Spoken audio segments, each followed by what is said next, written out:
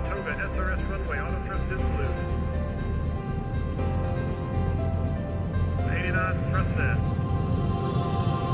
2500. 31. Rotate.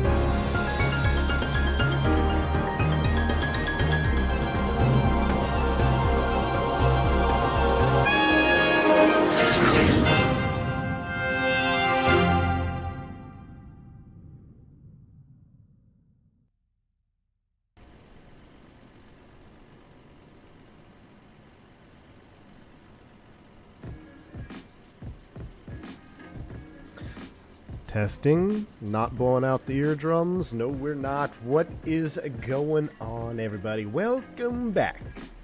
Welcome back. The traffic, Air Hi. Canada 24345. Air Canada 243456 Foxtrot. You're interrupting my intro. All right, what's going on, y'all? Welcome back to the stream.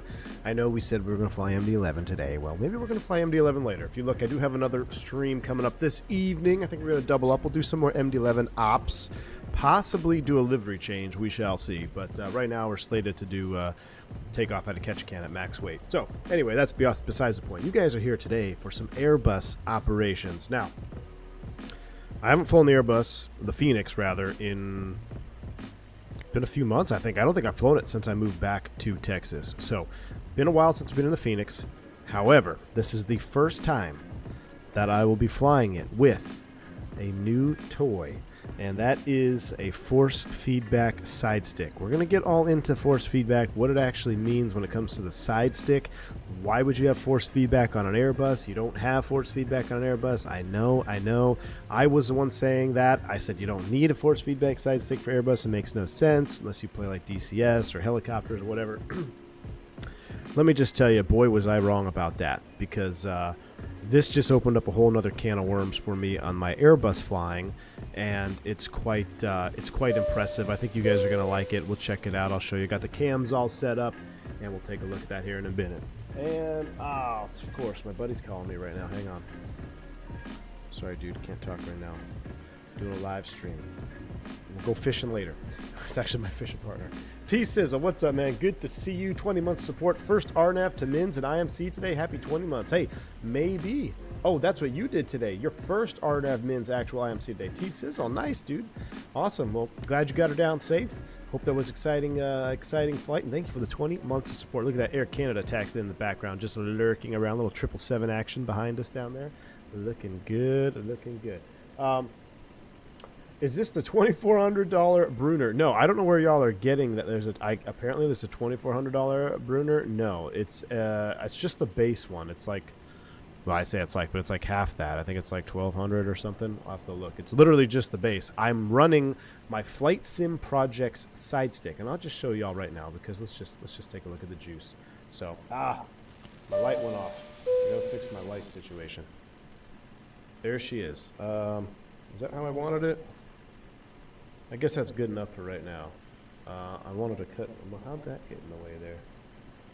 Maybe that's better. I don't know. I'll have to adjust that camera. But I'm running my Flight Sim Projects side stick grip, and I'm running the same gator that they gave me when I first got on with the Flight Sim Projects setup. And this gator is like, number one, it does a couple things. Whether you use a force feedback base or not, whatever base you use, it keeps the dust out of your gimbals or your mag or your whatever it is that you have on underneath. So I do like it for that reason. That also it's basically directly out of the real airplane. I mean, it's what the real airplane has. You probably saw the shorts videos. So it's a really cool little immersion factor. But the only thing now is I just have it sitting on top of this because the Brunner has its own, I guess, leather cover or whatnot that covers the mechanism on the inside. So I might come up with a different solution for actually mounting this, or I may not at all because it's just fine. It just sits on top. But yeah, this stick grip fits perfectly right on top of the connection port for that Brunner base, the force feedback base. And I can tell you right now, chat, if I just close my eyes, I got an audio echo. Really? Oh, you do. Because my tiller audio. Oh, I see. I'm sorry, guys. My new camera that I have, had its mic on. My apologies. There we go. It should be fixed now. Let me know if it's fixed. It should be fixed. That was just because I had a new camera plug-in for the tiller over here. So, anyway. Milk tea next week, soy milk, and skinny jeans. Hey, thanks for the $3 super chat. We'll get back to that. Thank you so much, man, for the $3 super chat. Anyway, what I'm saying is if I close my eyes and I just move the side stick around, I literally cannot tell the difference between the real Airbus and this right here.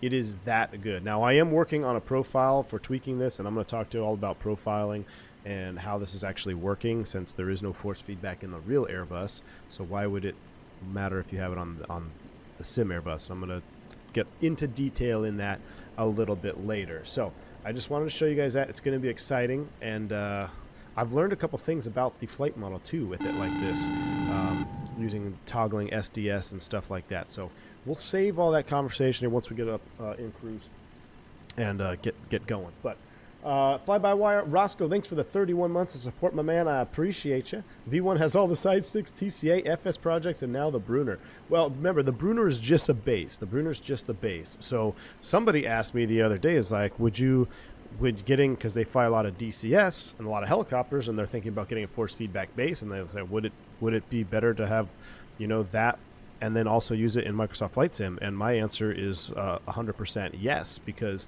if you do a lot of DCS, helicopters, or whatever have you, you definitely are going to love force feedback.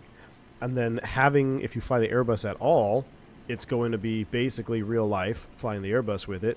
And then, if you fly a yoke-driven aircraft with a side stick, who hasn't? We all probably have at some point. I have.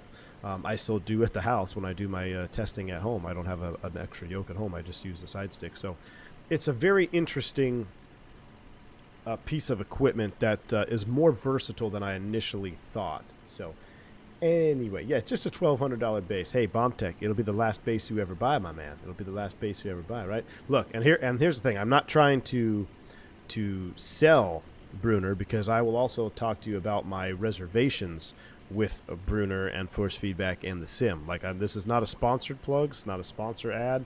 I bought the base to use for helicopter flying. That was it. And now I'm going to be using it for more than just that. So, but it's not a promotional go buy Brunner, because I still think Brunner has some red flags we'll get into as well. Imagine UFO asking, "Hey Captain, any idea where my side stick went?" Ralph, what's up, man? On a side note, though, FSprojects, I just had an email from them. I was talking to them. I was actually writing an email back before I went live here. They are coming out on a version 2 of the grip, and it should be pretty interesting and pretty spicy. So we'll keep that on the down low. But just thought I'd share that with you. So we'll keep an eye around the Airbus stuff here in the future. Anyway, Johan Jacobs, thank you so much for the 140 ZAR. Appreciate that. Thank you for supporting the channel, being a member here, and dropping that nice super chat. That's very kind of you, sir. I really appreciate that. Thank you for the support. Pat, welcome to Commercial Pilot. Glad to have you on board, my friend. Glad to have you on board. Welcome to the stream. I guess it's time, chat, that we need to fire this puppy up and get back in the Airbus, though, right? Hat switch. Roscoe, you want that hat switch, man. Let me tell you. You guys and your hat switches. Use a hat switch on another device. I have a hat switch on my tiller, Roscoe. So on the underside of the tiller, I got that micro hat switch. That's what I need. I don't need no stinking hat switch on my side stick. It completely ruins it. Anyway, all right. How's the new V1HQ still coming together? Just about all set. It's just about all set, college dude. I want to clean up the audio panels I have in here. I just kind of have them laying around me. I want to actually stick them to the boards that I have, and after that, a couple lighting adjustments, and then we'll be done. So, yeah, it's coming together quite nicely, Do you have any interest in the Wing A320 stick? Me personally, I do not have any interest in it. However, I know it's a very interesting side stick coming to the market. I didn't get to see it at Expo. I obviously wasn't there at the Expo. I heard good things about it. I look forward to seeing more reviews about it, see what it's like, but, you know, you're talking about different markets, right? Different markets. This is, I'm chasing as real as possible as I can without going into building an actual cockpit. And it's just a different market, right? So, anyway. Or the 2400 Brunner is the side stick and base combo. Oh, yeah. So I don't know what side stick base combo they have, AJ. I just have the base, because the base is the same connector as like your Warthog grip. So you can put a Warthog grip on it. I actually put a Warthog with an extension on it for helicopter flying, having force trim and all that. Absolutely game-changing. Absolutely game-changing if you're a hardcore helicopter simulator enthusiast. I won't ever be able to fly helicopters without a proper force feedback base, because the way helicopters work with force trim and all that, it's completely different than what you may think. And being able to replicate that with a force feedback control loading profile or control loading device is pretty wild. So anyway, have I tried the 320 Neo yet? I have not. I actually didn't even know. Is that an option, or is it still in beta? I didn't even know if the 320 Neo was available to fly. I'm not running any Microsoft betas. So anyway, here we are. We're at the San Francisco Flight Beam. And man, it's been a while since we sat in this Airbus cockpit together, chat. It feels good. It feels good to be back in the Phoenix, huh? Let's fire this sucker up and get on our way here. Swarm 3513, thank you for 57 months of support, man. I appreciate you. Got to pick up an extra trip for the rudder pedals. Oh, yeah, Swarm. Well, I'll tell you what, man. Thinking about it. We'll see. But I got I don't know. I mean, I think I'm almost good. I think I might get a couple other pieces of hardware, and I think I'm pretty much set. I think I've accomplished the mission I set out to conquer about 3 years ago when I was chasing maximum realism without building a home cockpit. So I think we are there. The 320 Neo is out for everyone. Oh, it is? Oh, yeah, I had no idea. Gustavo, good to see you. What about that seat position? Yeah, I know. Well, right now, I think I actually raised it up, Gustavo. I actually raised it up. This is my new view. We're going to go with it. I don't know if it's center, though, because I look down. I'm like, the rudder pedals are over here, and the seat is kind of right here, so I feel off center. I'll take a look when we taxi out. But let's go ahead and fire the bird up. Let's go AP1, or AP1, jeez. Battery 1, it's going to be a long day if I keep saying that. Battery 2. And external power. Hook it up. Let's go. Let's go, chat. Let this power up. Dougal McTavish, good to see you in the chat, Dougal. Hope you are well. V1, good to see you back in the 320. I'm currently over Italy in the triple bound for Gatwick. Dougal McTavish, I gotta ask you something, my friend. Have you ever heard of milk tea? Okay. The coffee delivery today was unfortunately not available from Mrs. V1 in time. So the only place close to me was this little shop. I'd never even been in there before. I walked in there and they have milk tea. It looked like coffee when I went by the window. And I just got a classic milk tea, and it's got little bobos. I don't know what it is, but it's quite delicious. It's quite delicious, in fact. And I don't even know what milk tea is. I was Googling it after I bought it. I mean, this is what it looks like. It comes in this little thing like this. And it's actually quite delicious, but I'm channeling my inner speedbird. I'm channeling my inner speedbird today with the tea. I just need some crumpets. I've never heard of milk tea, Flame. No, I haven't, man. I mean, I've heard of I know what are they, like the matcha tea? I guess it's kind of the same thing, right? Like matcha tea, milk and tea, but I don't know. I'm broadening my horizons, right? All right, here we go. Crew supply oxygen, ground control is on, CVR test. Well, Dougal, you probably just put milk in your tea, right? Because isn't that that's what the Brits do? Y'all do weird things with your tea. You put milk in just regular tea, right? So maybe that's how they sell it to Americans. Is we're gonna call it milk tea, even though the Brits have been doing it since tea was invented. I don't know. Boboa, yeah, bobo. I don't know. Tapioca pearls, is that what they are? They're delicious. Callie Simmer in the house. Callie Simmer, good to see you. Good morning, Captain. It should be a lovely ride today. We got some great weather for you on the West Coast. Callie Simmer, I cannot wait. Somebody said San Diego was landing runway 9er, which that'll be pretty interesting. I haven't landed runway 9er since I flew a Beach 99 in there many years ago. That's the last time I landed runway 9er in San Diego, so it'll be interesting. We got that. Time to line, that's on. Strobe's going to auto. Someone says, why don't you put the auto strobe on? I always put it in auto. I don't know why. It's whatever. Anyway, seatbelts off, no smoking, auto, arm the emergency exit lights. I feel like all my views seem extra zoomed in. I think because it's the first time I've been flying it since I got a 2K monitor, so stuff might be a little off. Let's go ahead and do a fire test 1, fire test 2. Team Vodka already did the APU. Everything else looks good on the overhead. Let's come down here. Let's get our initialization going. Let's do a route request. I'll come back down over here. We'll hit the status recall. That's normal because we're not aligned. Let's go to the Phoenix, or the Fenix tab, as good friend XP likes to call it. The Fenix. Go ahead. Oh, we're 14 minutes late. Uh-oh. Hopefully it will still work. I already picked up my flight plan, though, and I filed, so we should be good. That's what we need. We're already late. Ground ceviche. Mass and balance.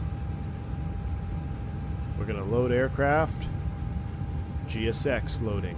All right, beautiful. They're going to pick up and do their own thing. We got all that good stuff. All right, let's come down here. Let's plug out, finish plugging the box. UAL 357. That's going there. Cost index. We'll go, I'll tell you what, it's a short flight. Let's just go 25. Cruise flight level 370.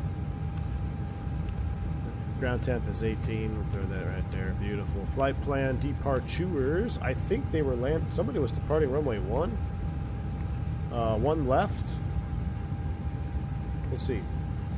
Flight 477. Good to see you, man. I pre-ordered the force feedback from Moza. Hopefully it works well. Flight Force, hey, I would love to see what you have to say about the Moza. Look, it doesn't have to be a Bruner. I'm just saying any type of control loading stick device is going to be game-changing when it comes to Airbus flying, as long as you can tweak the profiling and all the forces and stuff, which I'm sure you can. I know nothing about Moza, but for the price, it looks to be a top dog in the market. I don't know if WinWing is going to bring one out or not, but keep us updated, Flight Force, because I'm telling you, man, it's game-changing. It's game-changing.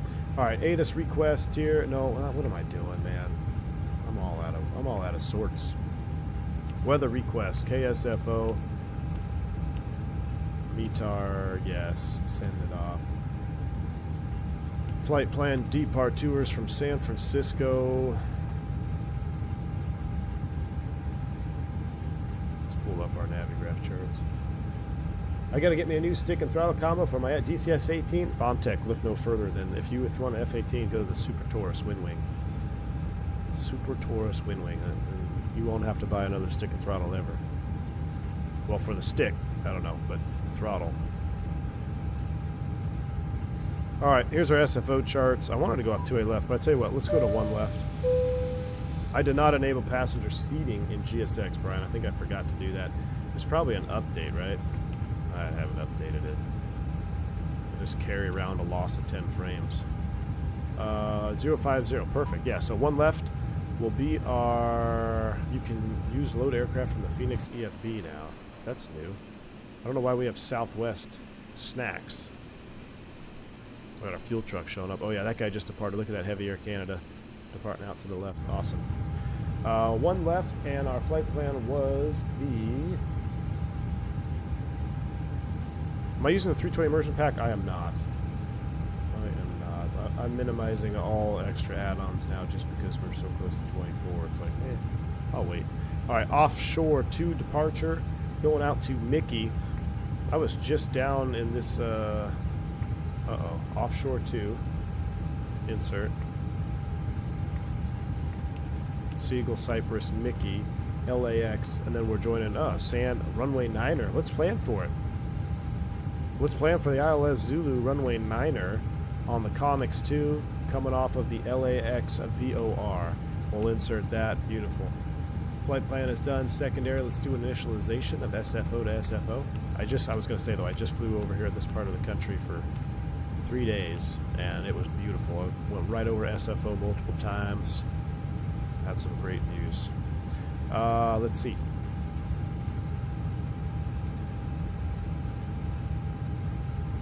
Oh yeah, we don't need that. Secondary. We pop one, we'll come back to 2-8 right though, so we don't jam up everybody. Secondary 2-8 right, perf data. Throw the approach in there. I think it's like 211. Maybe it's close enough. Oop. 211 in the barrel. Actually, no, yeah, we want that in the radio. That's close enough. Winds is to 18 temp. Com winds. And Q and H was, Magic Barrel ref key says 1013. I gotta change that to freedom units. 1013. That is set there. Rad Prog will put SFO in the box. On the Prog page. Still low accuracy, waiting for the alignment. Do we have to do this on this bird? Do we have to align on ref? I don't think so. Let it do a full alignment. Perf and knit B will put you, actually no, a knit B will leave you right there. Alright, that looks good. Mini FCUs, no ATC, we'll set 370 on the top. That looks good. San Diego's departing 27 now? Ah, bummer. I thought it was runway 9er.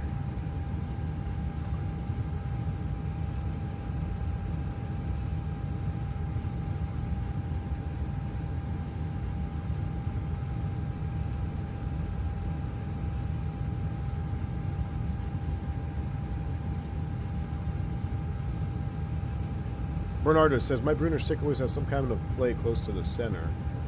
Not mechanical, simulated play. There's a setting for that, Bernardo. I think it's the backlash setting. Check your backlash setting in CLS to sim. See if maybe that's too high.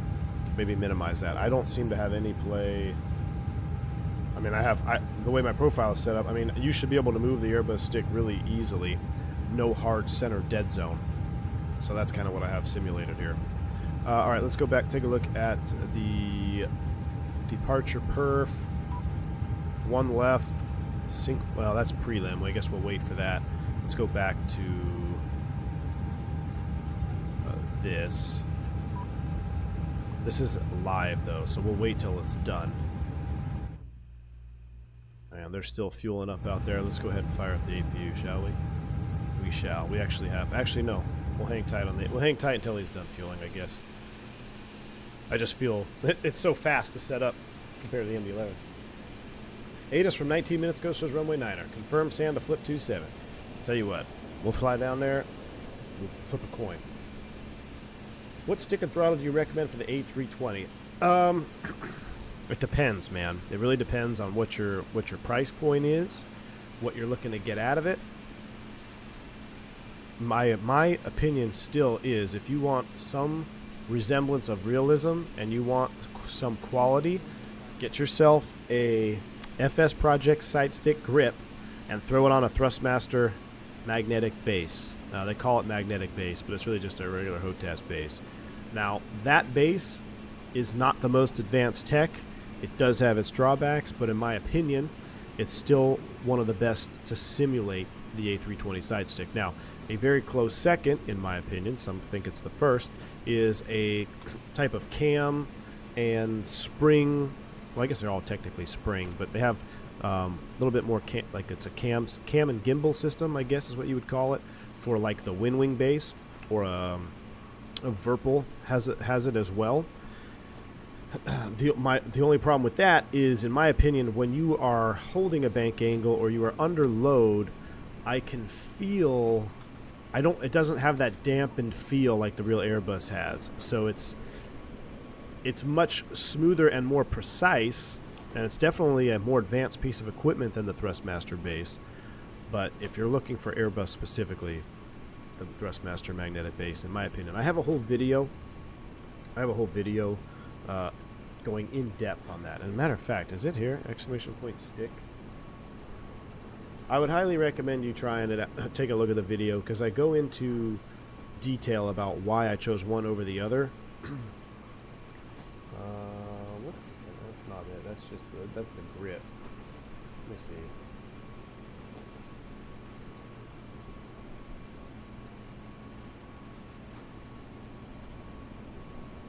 Do I really not have a link to that video?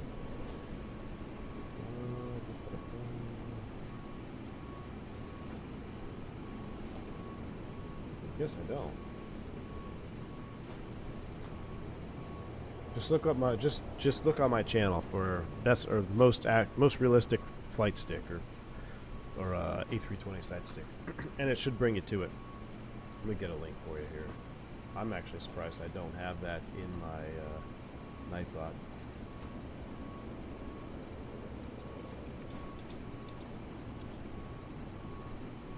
Hey, my video is the first one to pop up. Very much anticipated. Whoa, that's loud. Here, go to this link, my friend. If you want, this is a full breakdown on why I chose the side stick that I chose prior to putting it on a force feedback base. And I'll talk about different aspects of the side stick and how it feels in different regimes of flight. So take a look at it. What I'll tell you is you're not going to go wrong with either a Thrustmaster base or a Verpal or a wing style base. You're not going to go wrong there. As far as grips go, I prefer, I haven't had a single issue with it. FSprojects side stick grip. This little company out of Italy. Dudes are awesome. They were the first hardware company to partner with me and partner with this channel. So FSprojects, they're awesome dudes. Francesco? I think it was Francesco. Yeah, I think it was Francesco. Sent me an email. Awesome little outfit that have been cranking out the side sticks. And what's really cool about it is it has a I think Thrustmaster pretty much captured the entire market when it comes to stick to base connection, and the FSprojects grip has that same connection. Now there is a slightly different connector for the Verpal base, and they offer that as well. So just if you go on the FSprojects grip, make sure you have a base picked out first, because you have to pick which stick you want. What's up, y'all? How's it hanging? Steven Hanger, good to see you, my friend. Good to see you. All right, let's go ahead and fire up the Apu.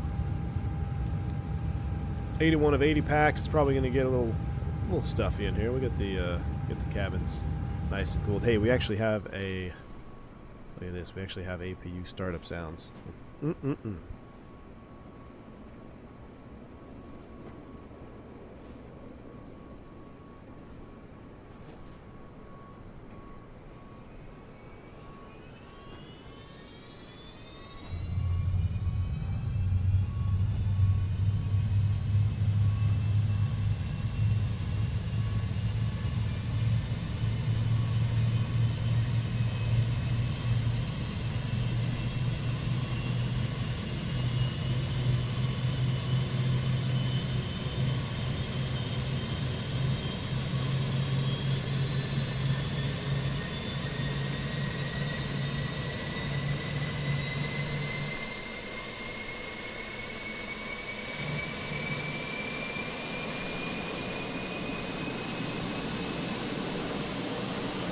don't mind me, I'm just chewing on those, what do you call them? Those bobas? TFTI leaves the chat. Yeah, that's an APU startup sound right there. Alright. HG 29901 is set. Terrain on ND. VOR is coming on. Constraint mode is on. Cat 2, why do we still have that message?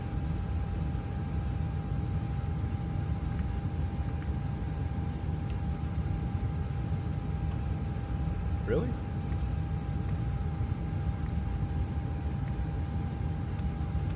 Maybe because we don't have the weights in.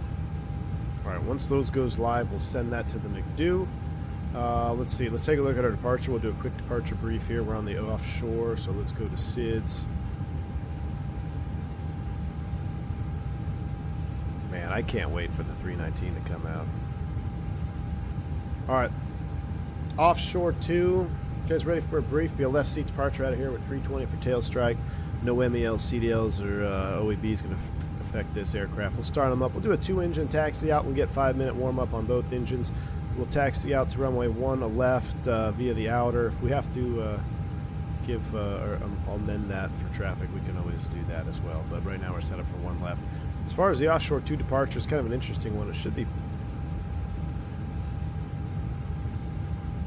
It's, yeah, kind of an interesting departure. I guess we don't have anybody online to change it, but... Blast off, 1 left, left turn, 333. Climbing left turn, heading 333 to intercept the SFO 350 radial, cross Speddy at or above 1,600 feet. That shouldn't be a problem. If we're not above 1,600 feet by Speddy, we've got other problems. We'll eventually continue that left turn out. A couple other restrictions at or above, no issues. If we pop an engine off 1 lift, we're going to go straight out over the water, 1,000 feet, speed up, clean up, come back around. We'll land on the secondary. We got runway 26 right, sorry, 28 right. Come back around, we'll make right traffic. Basically join a right downwind for 28 right. We'll be underweight for our landing when we come back around. Actually, you know what? We're pretty heavy. I think we're going to be over our landing weight because this is the sissy weights on this bird. It's like a 141 bird. This is not a 145 bird. So if I look at my departure berth, yeah, plan takeoff. 14, gross weights. Yeah, yeah, I think we'll be above it. I know we'll be above it. This is a 141 bird. Anyways, that's our contingencies. If anything happens on the runway, be my decision to reject, bring the aircraft to complete stop, park, brake on. Call flight attendant stations, analyze situation, call for ECAM actions, emergency evacuation checklist. 370 is set, got a good squawk of 1200. Matter of fact, I'll change that to 200. Actually, no, we need to put our squawk in there, 3344. That's why I like to brief that. 3334 is the code. That's all I got. Any questions? No questions. Cool. Let's do a cockpit prep check. Maintenance log tail number on board check. Ear pins coverage removed. Seatbelts are standby. Fuel's on board.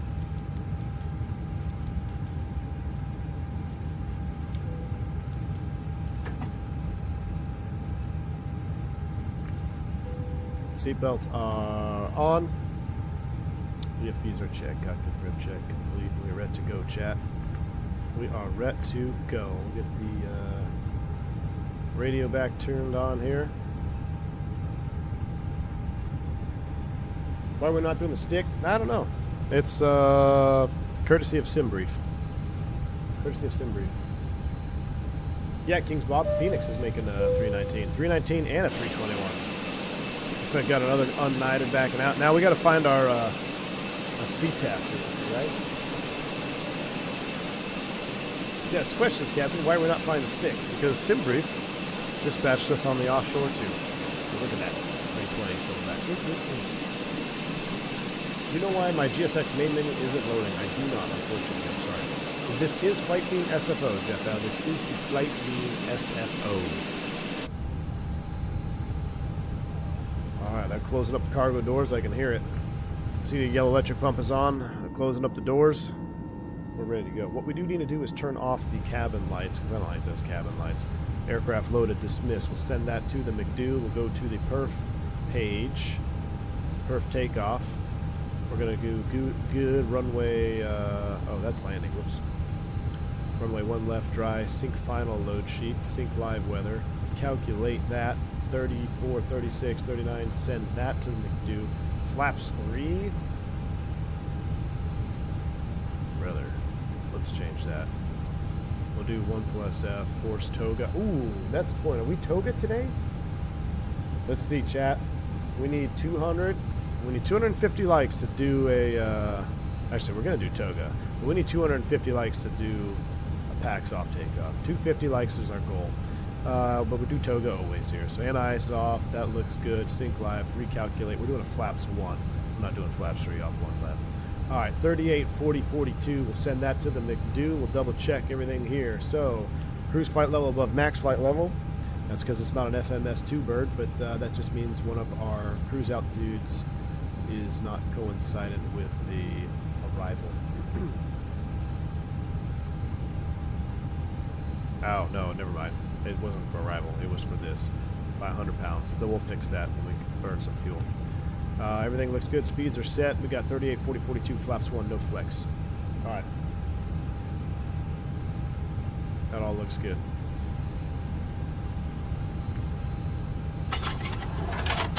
Did not mean to click that.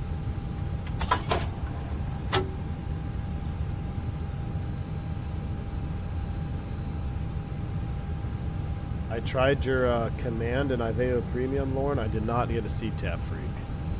It's just blank. So let's go here. Let's go here. Let's play the game.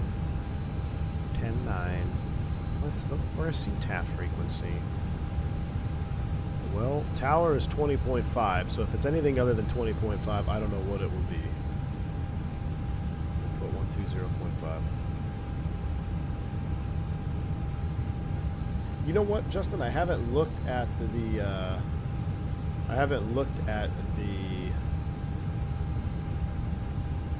sim brief speeds. San Francisco traffic active 2095. We're taking Alpha then to 1 left. All right, let's go company message. Let's go ahead and receive that, and let's get out of here. We're already late.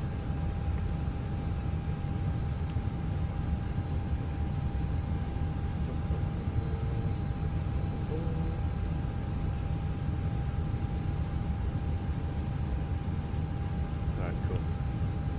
All right, you ready? The traffic UPS 181 crossing 28 right at Delta. Oh, I need to set up my PTT. Hold on. Oh no. Hello, Captain. We are ready for pushback.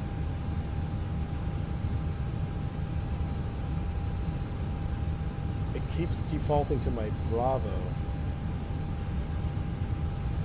Don't tell me this. Why does it do that? San Francisco UPS 181 heavy crossing 28 left at Delta. Right left turn on to Bravo to 1 left.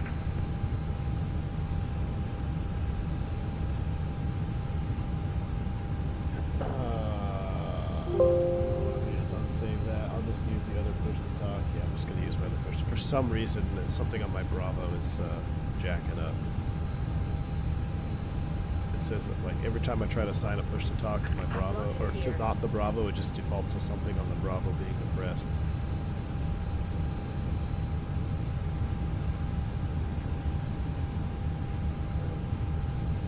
San Francisco traffic, United 357, we'll be pushing off.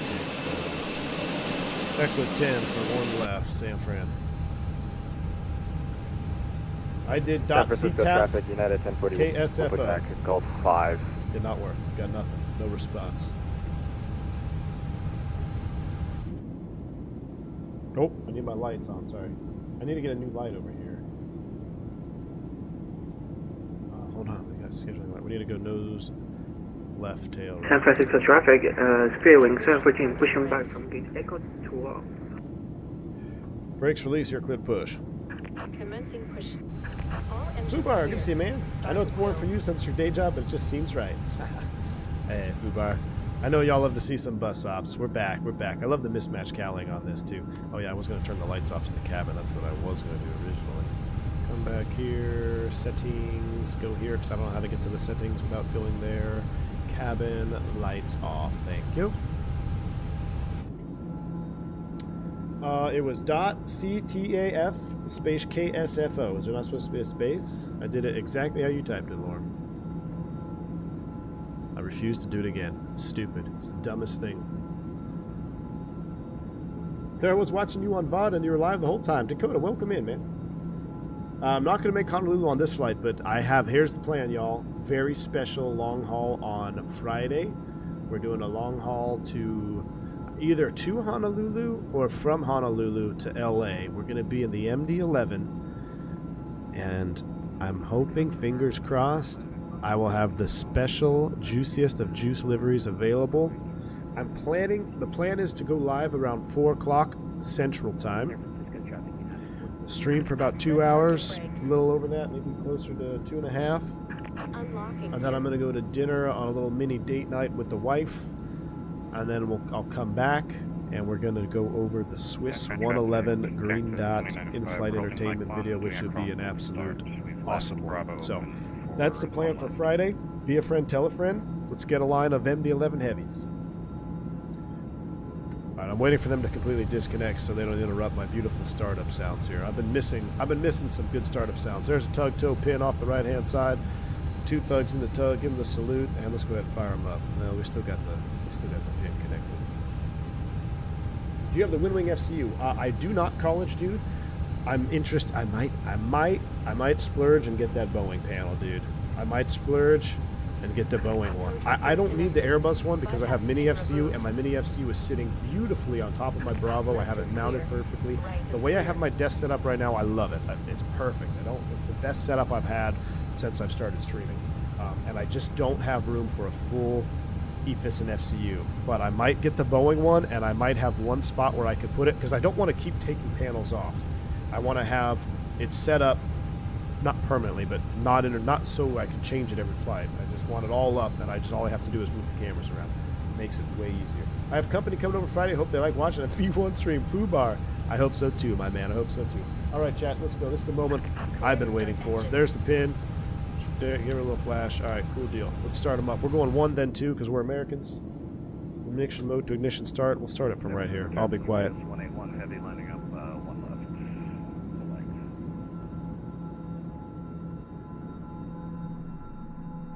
Cacti, holding short of 1 left. This is United 3318. I'll let you go in front of me.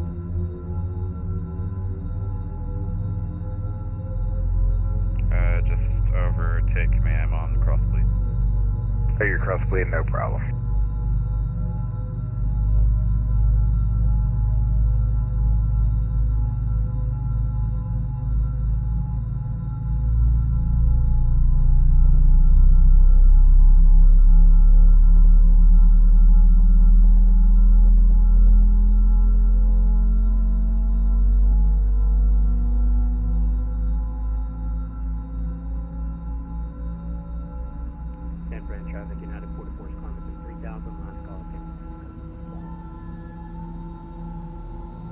So good.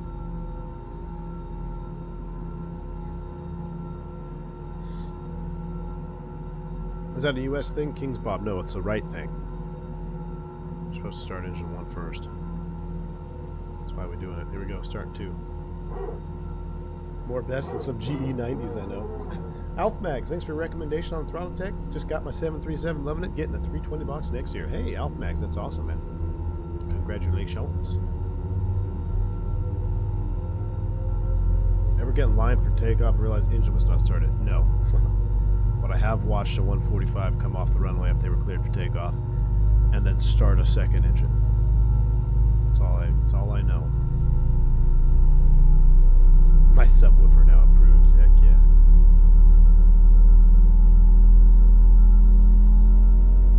Absence good traffic, Cactus 2095. We've completed cross bleed and will be following the United for 1 left.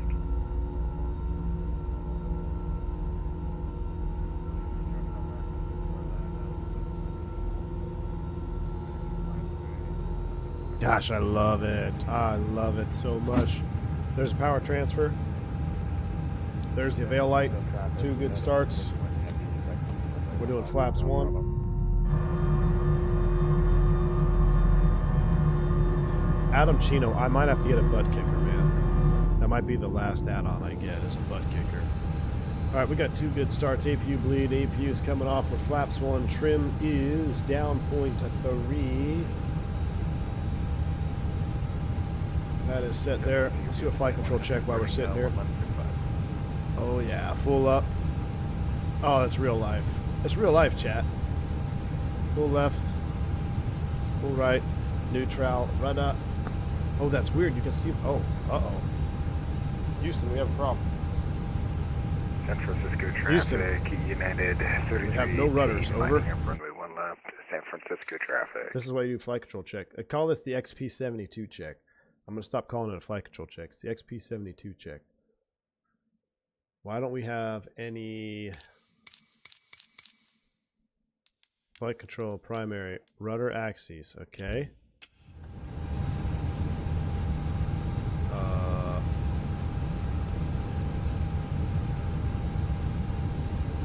That's not good. We have brakes. Hold on. Is there something? Control config. Thrust levers. Rudder. Oh, my rudder pedals are rolling off me though. That's not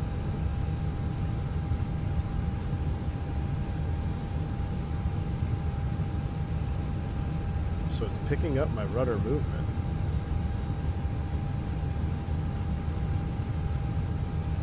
GSX disconnected? They have. Re-push the disconnect?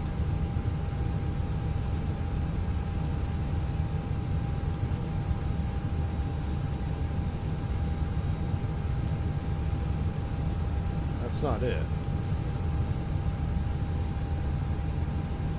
Conflicting with the tiller? Perhaps. Let's see.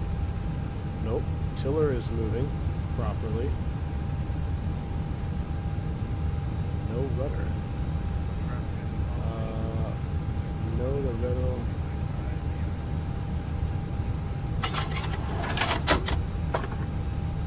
Rudder pedal adjustment tab.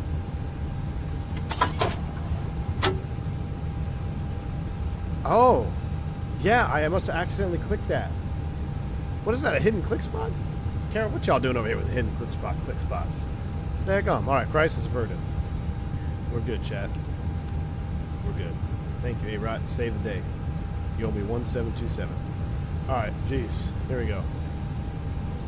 Where are we at? Auto brakes, max, takeoff config check. Since we basically did everything now, we definitely got flight controls. That's going over there. TARA on 1 view. Let's go. San Francisco traffic. United 3318, departing runway 1 left on the offshore 2. It's been there forever? San Francisco traffic.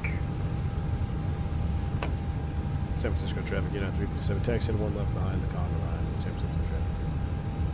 Alright, taxi light's coming on. I think I'm going to bind that to my Bravo. Let's go. Traffic, Cactus 2095, lining up runway 1 left. Inbound traffic on 28 Dang, what a heavy.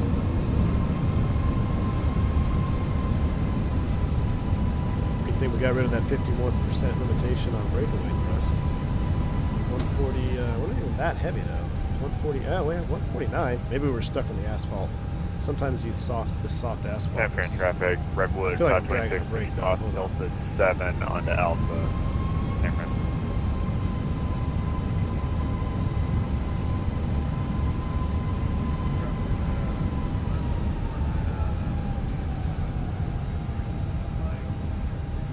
Well, why is that click spot there? We're dragging a brake. We got to be dragging a brake.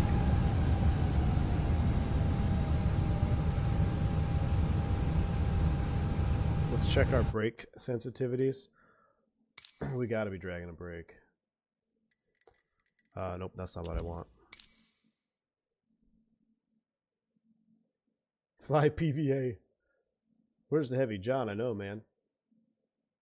There's a truck on the long final. What's going on? Brakes. Oh. Right, Look at that. could you confirm which Yeah, way we you are. Uh-oh. I would have to recalibrate that. Oh, you know what? Because I moved my rudder pedals angle. San Francisco traffic, United 3318 coming through 1,900 on the We're going with one onshore brake in to op. departure. Last call, San Francisco Fine. traffic. One brake. I got a brake dragging from the hardware.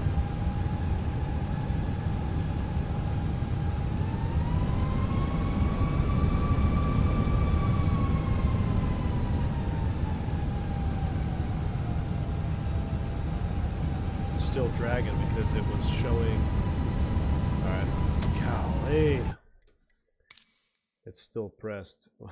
MEL? Yeah, we'll MEL it. I think I'm going to put both brakes on the left pedal and recalibrate, because when you move the MFG crosswinds, we're going to clear that.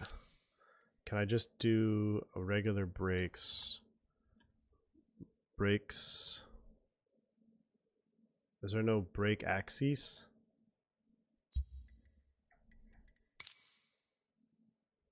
Oh, that's not what I want. Really? San Francisco traffic, number 928 right and 5 miles on final San Francisco.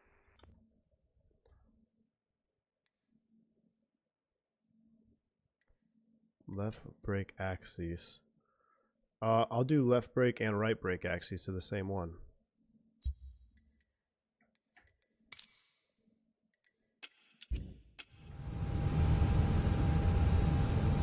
Now one's inverted and one's not. Oh my gosh.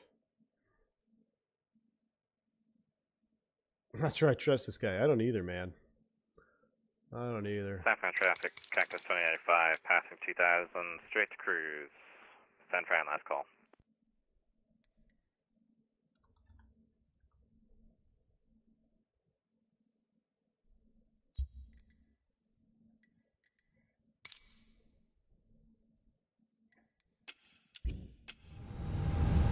Alright, we got both brakes bound to one pedal now. Let's go. Do you not have the MFG configurator? No, I don't have that, man. I don't know what that is. Microsoft being Microsoft. Time to switch to Swiss 001 stream. Yeah, sorry, yo. That's what happens when you don't fly an airplane for a long time. Move stuff around on the sim. I'm really surprised there's not just... I guess that you do that. You just bind both brakes to one pedal instead of a command for left, or just all brakes on one. What's a Peugeot device? Shh. Car braking mode engaged. Hopefully we don't have any crosswinds today. But what's weird is we just flew all week on the MD-11 with no brake issues. Suspect. What flap setting you used in high crosswinds in the 319? Full. There's really no need to go flap straight. You can go flap straight if you want to.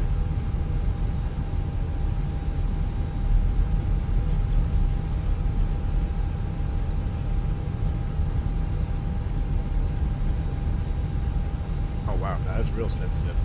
No. United Service Defense, you can go ahead and take up your phone. Are you sure? I was about to let you go. Alright, we got a United Heavy there drifting the corner. Let's get back on track. Let's see, we did our takeoff check. Everything's good. We're armed still. We're armed up. Alright, we'll go ahead. Take the script.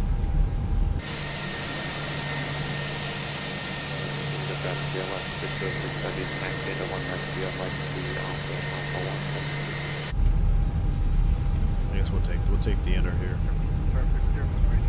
Phoenix 320 mystery is always a surprise. No, it's been pretty consistent for me. This is the first time we had a hiccup. We don't have to rage quit and go fishing though, like we almost did in the MD-11.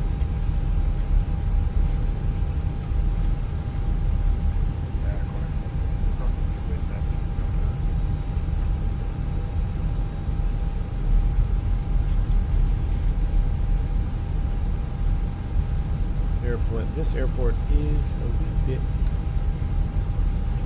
noticeable on the frame. It's not crazy, but I do love good flight beam. I mean, it's the same textures that we had in FSX.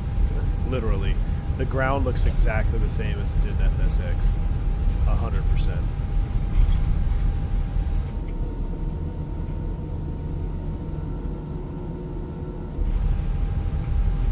Question V1, does the Throttletek needs to be bolted down or is it not just placed on a small table? It can be mounted to a small table. I literally have mine right now sitting on a box. I have mine sitting on a cardboard box right now with Velcro strips. But that's because I move mine a lot for streaming, right? So I put I'll put the 7.3 throttles on there, so I have to be real modular with mine. But yeah, you could. I mean, Team Vodka, he has it, and he has it mounted on a table that he found on Amazon that basically fits perfectly. That's a nice heavy table. For what it's worth, Aerosol P3D ground textures are pretty good. You know what, yeah, Sam, it wasn't terrible. Not terrible, especially a low light. But like, I mean, you see like these like the paint jobs are just. I know everybody raves about Flightbeam, and Flightbeam used to be the GOAT. I think Flight Tampa's. Well, I don't know. Flight Tampa used to be the GOAT too. They basically go back and forth. Like this looks okay, but this just looks tired. The terminal looks great though. No doubt about that. But it's not like I look at this scenery and go, oh my gosh, it's the best scenery I've ever had in my life. Because me personally, the terminals are great and all, but we're as a pilot, what are you looking at all the time? You're looking at the textures of the taxiway, the runway, the non-loaded areas here. Like this looks pretty good. So I'd rather have really high quality ground texturing. I&I has some really good I&I has some really good ground textures. There's no lie. Now it does run. You look at JFK, it is a little heavy on the frames, but if you have frame gen, you're set. But the I&I ground textures are awesome. MK Studios and I&I are the best now. I don't know if I have any MK stuff. I'm stuck here in a little hole.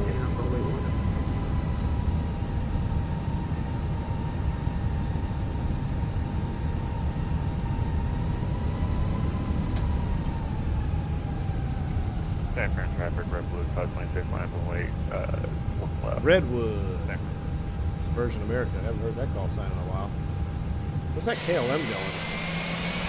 He's going around the back.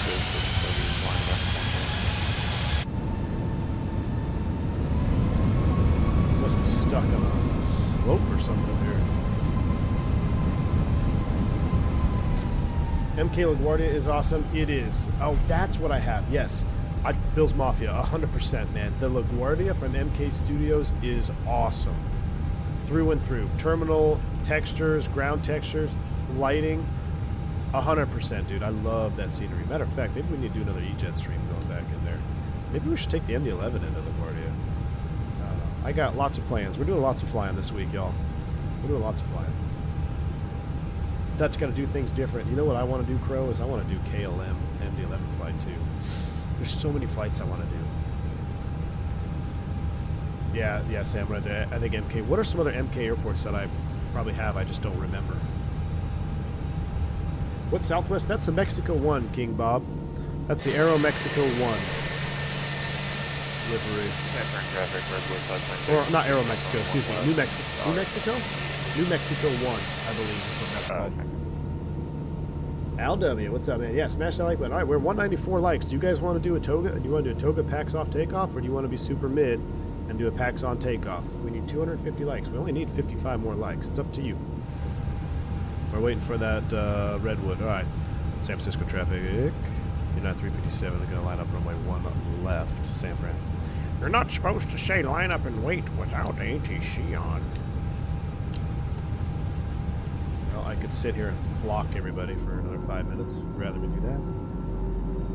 Oh, they did Rome. Oh, they have a Keflavik, Steven? Dude, Steven, what about Finnair to Keflavik? MD-11. That would be awesome.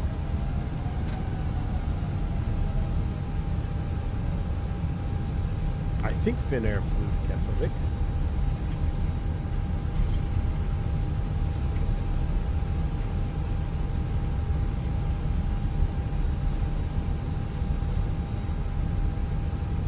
Look at that KLM triple departing. That is so cool. Oh, that is so cool seeing that KLM tripled apart. I will offset one wheel width to the left for the turtles. That's a, oh, look at that. That's actually a perfect lineup in real life. That's how you would line up in real life. Because if you have a runway with centerline lights like that and you're right over the top of them, you'll feel it. So you got to pick either left side or right side. Wake turbulence. We'll give them 2 minutes. Ooh, we did hit the like button. You guys are awesome. So I appreciate the support. We'll do a packs off Toga takeoff. It's going to get a little hot back there. We'll give them 1 minute for wake turbulence. MD-11 into the Faroe Islands. There's a challenge. Herein, this is what we got. So I'm thinking we're going to do catch a can to Anchorage tonight. I might change that depending if I get a juice livery release, or we might just do something in Brazil. Nah, scratch that. We'll probably do catch a can max takeoff weight to Anchorage tonight, cargo ops. Tomorrow we might do something in South America, or what I kind of want to do, I want to go to Ponce in the MD-11 because that'll be a practice run for Kai-Tech. Can you imagine cranking that TFDI MD-11 with all its quirks on that turn at the checkerboard into Kai-Tech? So Ponce is going to be a good practice run. So we're going to have to do Ponce. Friday, we're going to do our long haul. Saturday, we might do Kai-Tech. Let's see. Old school SAS from ENTC to Big. Yes, Rail Cowgirl. That would be a good one too. At least you'll get wake turb on 2024. Is that confirmed, Crow? That's awesome. That's awesome, dude. We'll have wake turbulence in 24. All right, let's go. That's a minute 30. Let's get out of here. San Francisco traffic, United 357 departing runway 1 left, offshore 2, San Fran. All right, light them up, chat. Max Yoga's in chat. Adam Chino, welcome to Commercial Pilot. Thank you for supporting the channel. Because you're supporting the channel, you get to spam those yogas right now. Here we go. Spool them up 50.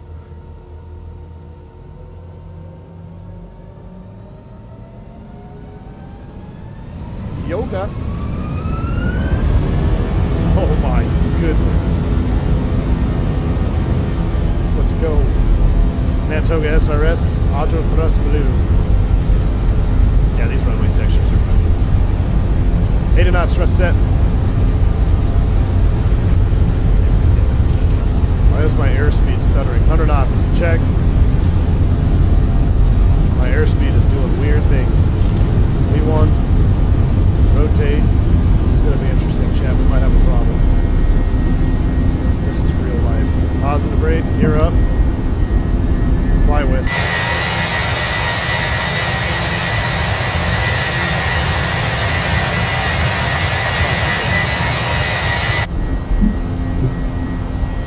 Left turn on 400, here we go.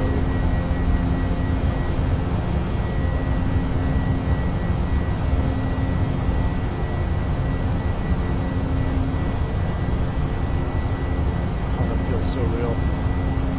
We got a positive trend. Oh, that reduction.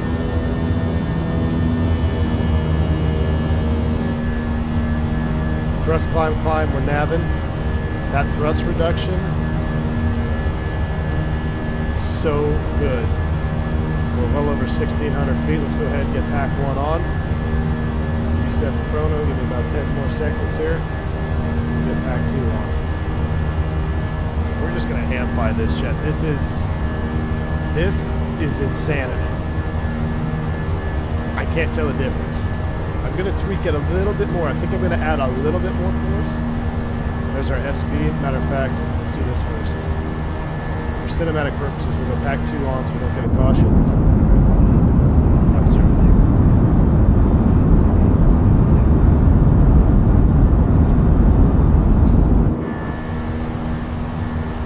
I think it's fixed itself. But yeah, it was lagging there for a while. I don't know what was going on with the FD. No, it's still lagging. I've never had issues with the Phoenix displays before. This is my first time, Cytomic. First time for everything, I guess. Set it, forget it. I mean, that is awesome.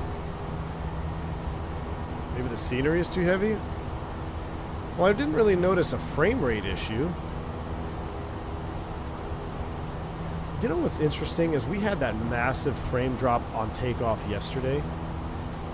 And then somebody was saying that in this update, the latest update, Hayward Airport's takeoff and landings, there's a ton of stutters. Maybe that's what it was. Right now it looks smoothed out. It's smoothed out.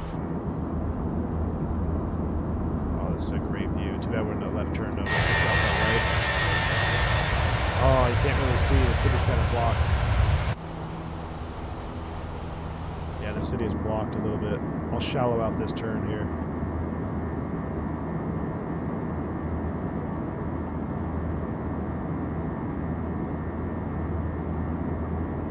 Oh, you know what? This is my first time flying the Fenix on 2K monitor, though.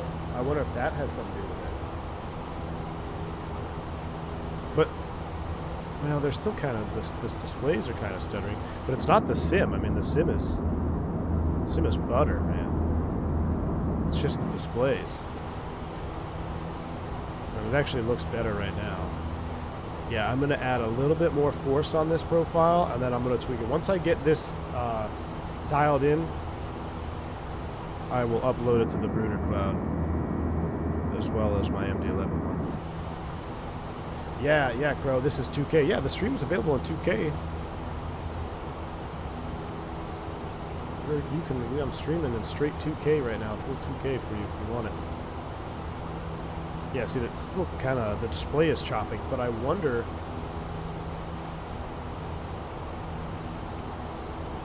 I don't know, Caro, do you think that would have any effect on it, having a 2K monitor? Would that have changed anything?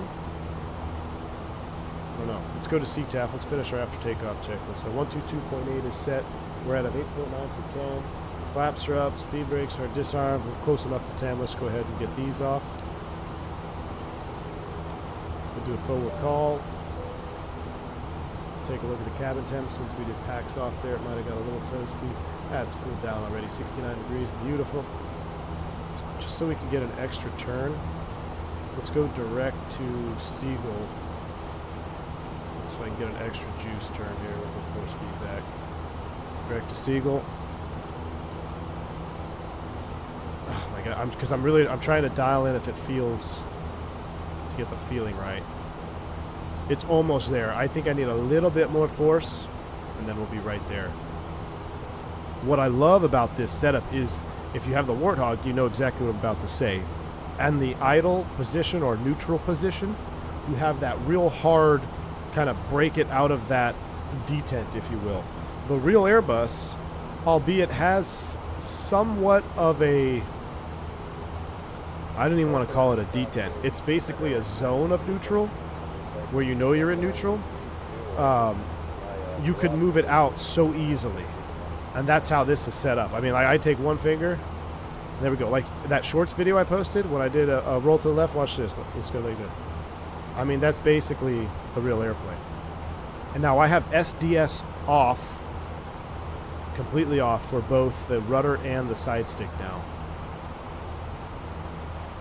It feels good. Thrust set, good to see you, my man. Thrust set, hey, we're 1 for 1 on the flight plan working today, man. Appreciate you. We're 1 for 1. You got to learn how to delete the shader cache about once every 2 weeks.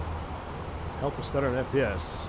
Well, I don't have any stutter or FPS problems. It was literally, it wasn't even the sim, it was this.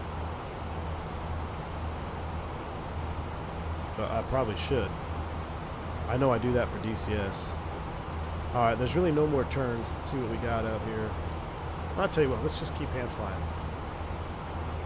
Let's keep hand flying. We'll set it right about there. LOD's 200, Al. I got the auto LOD on.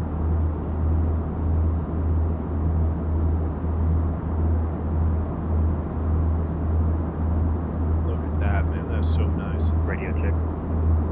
Loud and clear. Oops. Loud and clear.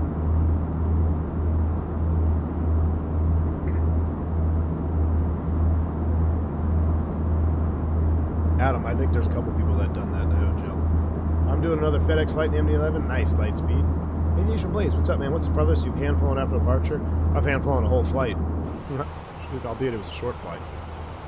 But normally, I normally take it up to 10,000 regardless of what kind of departure I'm on. If it's a fun departure and you got some turns and stuff in there, I'll take it all the way up to 18. I rarely hand fly above 18 because by the time you hit 18,000, you're pretty much going the direction that you're going to be going for a long time. And it's just like this. I mean, what the problem with this, with the Airbus, it makes it so easy, right? Because you fly by wire. You'll set where you need to go. You set your pitch, take your hand off the stick, and then start talking, and then you can forget that you never engaged the autopilot, right? So, you don't want to. If you're hand flying, I always make it a rule that I don't even take my harness off. So, a trigger for me is we have 5-point harness up front, and I don't ever take my harness off until the autopilot's engaged. Even though you can take them off, after takeoff, or some guys wait till 10. Most everybody takes them off at 10. I don't take mine off until the autopilot goes on. So if I'm hand flying at 12, 13,000, I still keep my harness on. Just an extra reminder. Hey, if you're hand flying, make sure you're paying attention. But yeah, see, flaps up, harness off. Are you a flaps up, harness off, Sam? I don't know why guys do that, because if you were to have an issue, flaps up, and then you have an issue, that's when you're going to need your harness the most. That's when you need the harness the most, especially low level. So that's why I was never a flaps up, harness off guy. Now, I am basically reverser stowed harness off, I have to check everyone one time. Well, technically, you should not take your harness off until you've exited the runway. What's the difference does it make? The anti-skid is deactivated anyway below 60 knots, so we're going to get jarred around no matter what. Whether I take it off now or when we're off the runway. Alright, STDs for you, me, and Sam F. They are synced up. No, they're not. 1, 2, and 3. STDs are set. We'll go ahead and let the AP1 take over. And we'll go to regular full screen cam. We'll come back to this cam, I'm sure. I'm going to turn the sim down a little bit more so I can hear myself think. I got chewed out about harness off before exiting the runway too. Yeah, it makes no sense. It's like, because I asked him, it's like, well, you know what, Captain, you should really not take your harness off until you exit the runway. It's like, cooperate, graduate. That's how I am. And I was like, okay, yeah, totally understandable. What's the reasoning? What's your reasoning? He's like, well, you're still going kind of fast, so if you have to slam on the brakes, what happens if you slam your head forward and you pass out, or you knock yourself out? Well, I just said, oh yeah, that's a good point. But in my mind, I'm like, well, I don't take it off below 60 knots or above 60 knots.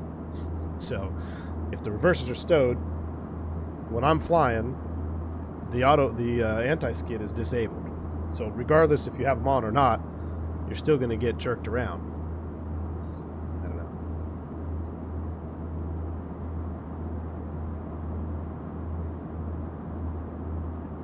Are you left or right strap first for your harness? Jeremy, there's a little button that it took me about 4 years to learn, but you can actually hit the button and it releases both harnesses simultaneously. I dare you to fly an Airbus with a force feedback yoke. Cytomic, that's funny. That would be very interesting, man. That would be very, very interesting. We get rid of the chrono, though. Things are looking good, though. Man, it does feel good to be back in the bus, doesn't it, chat? I'm always reluctant to do an Airbus stream, but once we get going, look at her in all her glory. I tell you what, let's enjoy some cockpit view. This is the office right here, chat. This is the office. Let's get some sunshades down. Do some realism mode here.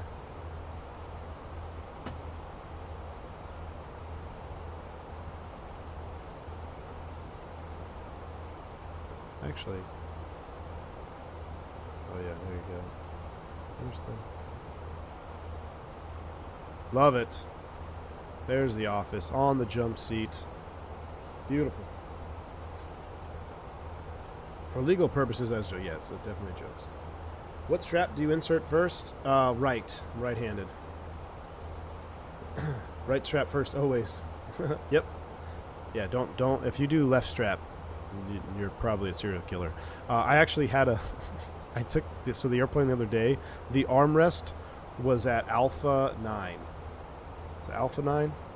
Kilo 9? Let's see. Yeah, it was Alpha 9. It looked like whoever was sitting there was a T-Rex.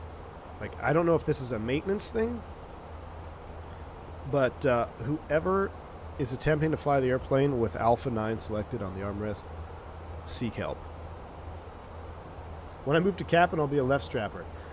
See, I never switch, A-Rot. I always go right first. And the reason I do right first, A-Rot, like, not just because I'm right-handed, but normally there's no, like, it just says that by the time you do the, like for us, the harness is on the approach checklist. So until the approach checklist is run, you don't have to have your harnesses on.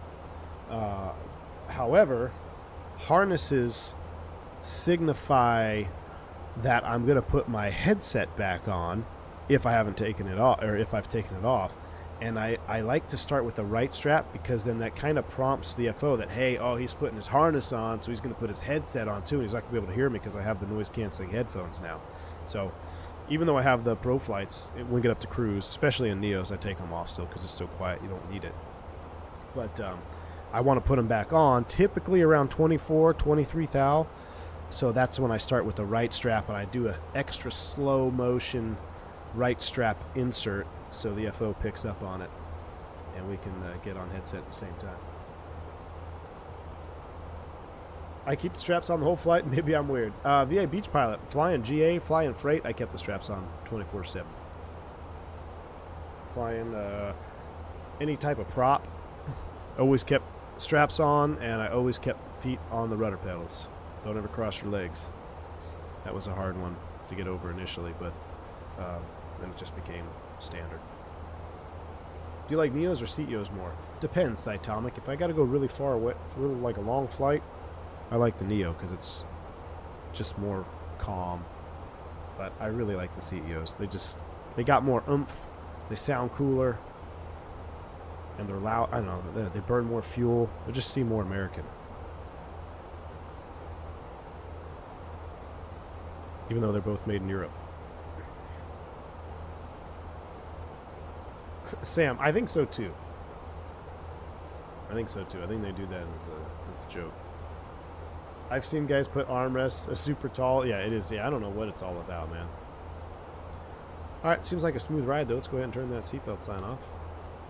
We're now free to move about the cabin. Yeah, climbing out. Looking good.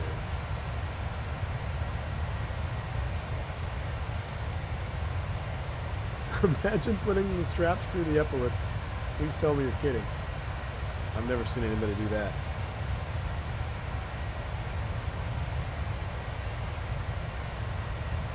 Yeah, I know. Yeah, the new ones are made in the U.S. Or some are, yeah. What throttle am I using? I am using the Throttletek Flightbox V3.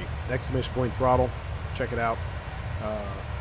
Should be having a 7.6 throttle showing up shortly to the channel, which that'll be a lot of fun, especially in light of the 7.5, 7.6 from Bluebird coming out. And then I'm going to fly it with the 777 too, probably. But yeah, well, it's Throttletek throttle Quadrant. I'm going to reset you. Let's get a good view here. Oh, that's the shot right there.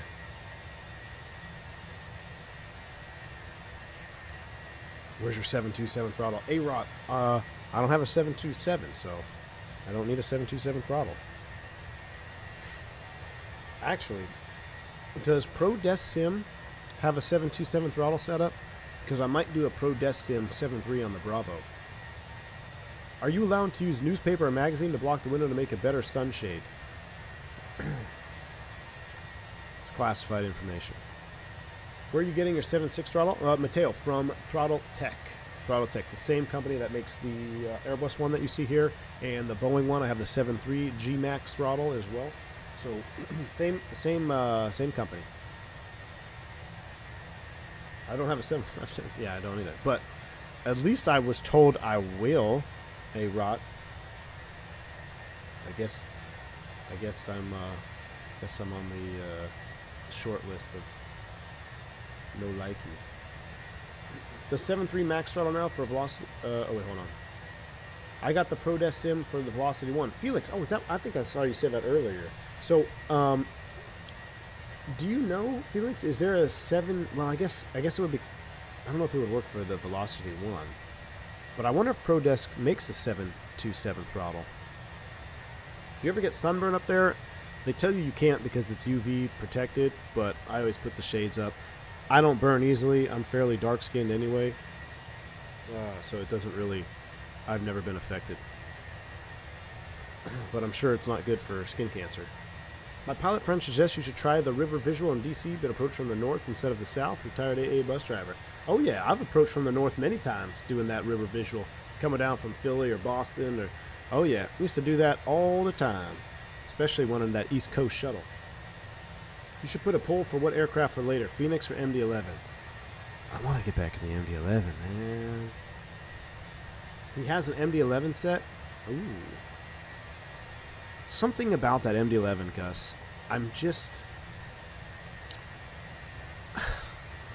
It has so many shortcomings, but I'm drawn to it, Gus. I'm drawn to it. Maybe, Gustavo, maybe what I'll do is after this stream, I will run the update for X-Plane 12. No promises. But maybe I'll see what it looks like. I'd have to bind all the stuff again. I don't know. We'll see. We'll see, Gus. We'll see. It's Ross from Friends. Wait. How do you know that, Hayden? Wait, what are you referencing? It's just funny you brought that up. Have you done with the most recent Microsoft Cities updates, upgrades to DC? Oh, you know what, Mr. Saturday? No, I have not, because we haven't done a river visual on the sim in a very long time. 30 degrees when you fly from the north. Yeah, you almost got to bank 90 to join the river. If you come straight north, Jeremy, coming down, you have a real steep bank. Are you talking about 30 degrees of bank? Yeah, that would be it. Yeah, 30 degrees of bank to join the river. Absolutely. Fly Live broke as you... Yeah, Fly Live is done. But Fly Live... So, we have determined that it is indeed autopilot dependent. Or, I'm sorry, autopilot, geez. It is indeed... aircraft dependent if Fly Live works or not, and it does not work with the Phoenix, so Fly Live is dead to me. It's done. Are there any chances for 777 long haul? Yes, Vance, there are definitely going to be some more 777 flights for this channel. I love that triple. I think it's a great clean aircraft release. I like it, but like I was just saying, there's something about that MD-11 that is just like, come back. It's a toxic relationship with the TFDI MD-11. Like, as much as it drives me nuts, I get that much enjoyment out of it. So, and I know the 777 is like, you know, we'll always be there, we'll always love you. You know, just it's always there. So I'm still trying to tame that MD down. After days of storm, it finally looks like I'll be able to fly again. Heck yeah, Hudson, nice. That's true, Jeremy. Yeah, it won't enter 30 degrees bank. We always hand flew the river visuals anyway, though. I don't even think you can. Unless you're doing the RNP. There's an RNP in there, which you can sync up. 777 is too mid, just no real soul. Marius from FSS made a new 738 sound pack. That's incredible. It's on FSTO. Nice.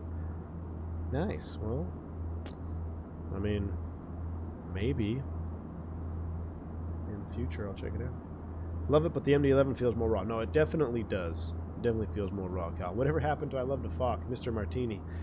Dude, there's just not enough time in a day, man. There's not enough time in a day to fly all these wonderful airplanes. I do miss the Fokkers. We haven't flown those in ages, and I even have a whole throttle set up for the Fokkers. One of the problems with the F-28s, Mr. Martini, is it's one of my lowest viewed videos when I fly that aircraft. So the F-28 and the 146 both are some of the lowest, have some of the lowest ratings for the analytics. I don't know why that is, because I love them. I love them. And we still, I mean, I'll have to fly them, but Sorry, Caleb, you just got spanked there. You thought you were posting a link. Dukes are a ton of fun. The Avro RJ. Oh, we're gonna. I don't care what the algorithm says. The Avro RJ. We're gonna fly that. We're gonna fly the F70, F100. We need another landing event. We are gonna do another landing event in the Duke. That will happen, Kyle. Are you a pot smoker, fucker? Yes, Fubar, it is. It is a good emoji. We're gonna have to bring him out again. I actually haven't seen, haven't looked at the livery list for Fokkers in a while. I wonder if there's some juicy new liveries we might be able to take a look at. Yeah, not everyone appreciates the old birds. That is very true, Fabio. That's very true. I do, though. Old birds are my favorite. I was just telling the wife this morning, I think I'm going to apply to Aerosource. Is it Aerosource? Is that how you say it? Because it's spelled like Aerosucra. But I always thought it was Aerosource. I think I'm going to apply. I legitimately might apply to see if they will accept me. Go fly 727 for like a year. Jeremy, that's a good idea. Maybe we should take the MD-11 in there. Aero Sugar. No Aero Source. No Aero... Aero Sucre. Aero Sucre. Aero Sucre? That makes sense. Rip seniority. Aviation Blaze. Thank you for the $5 super chat, man. I appreciate you. It's the no smoking sign switch in the cockpit different since it's mostly turn off electrics? It just depends on the company, Aviation Blaze. Yeah, some of them say no PED, no PED, personal electronic devices. Some say no. Yeah, it just dependent on how they decide to order them from the factory. Is USA Jet still flying those 72s, Mountain Dude?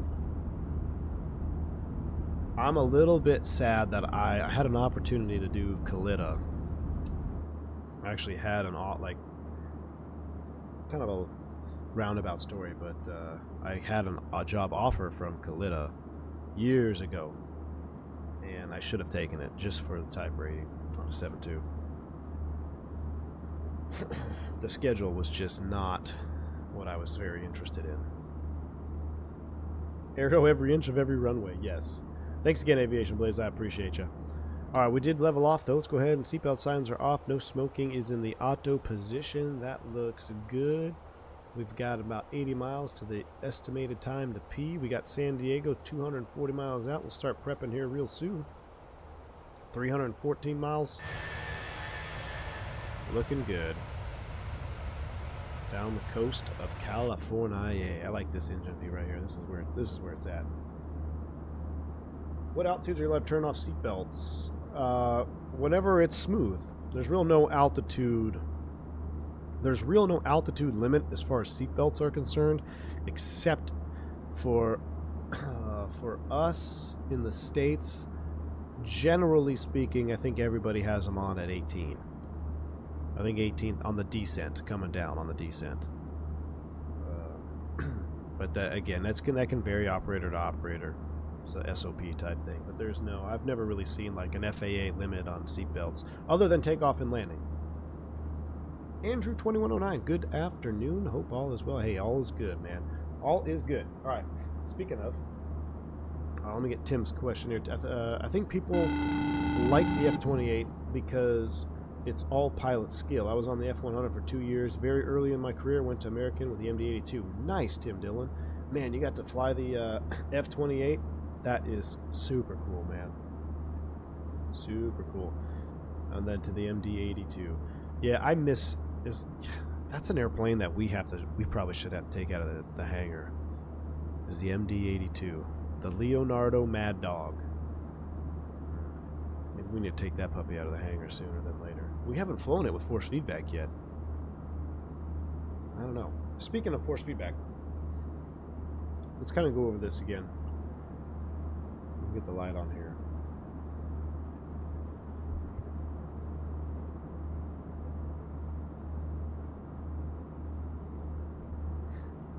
Trying not to chew these boba balls in my microphone here. Sorry.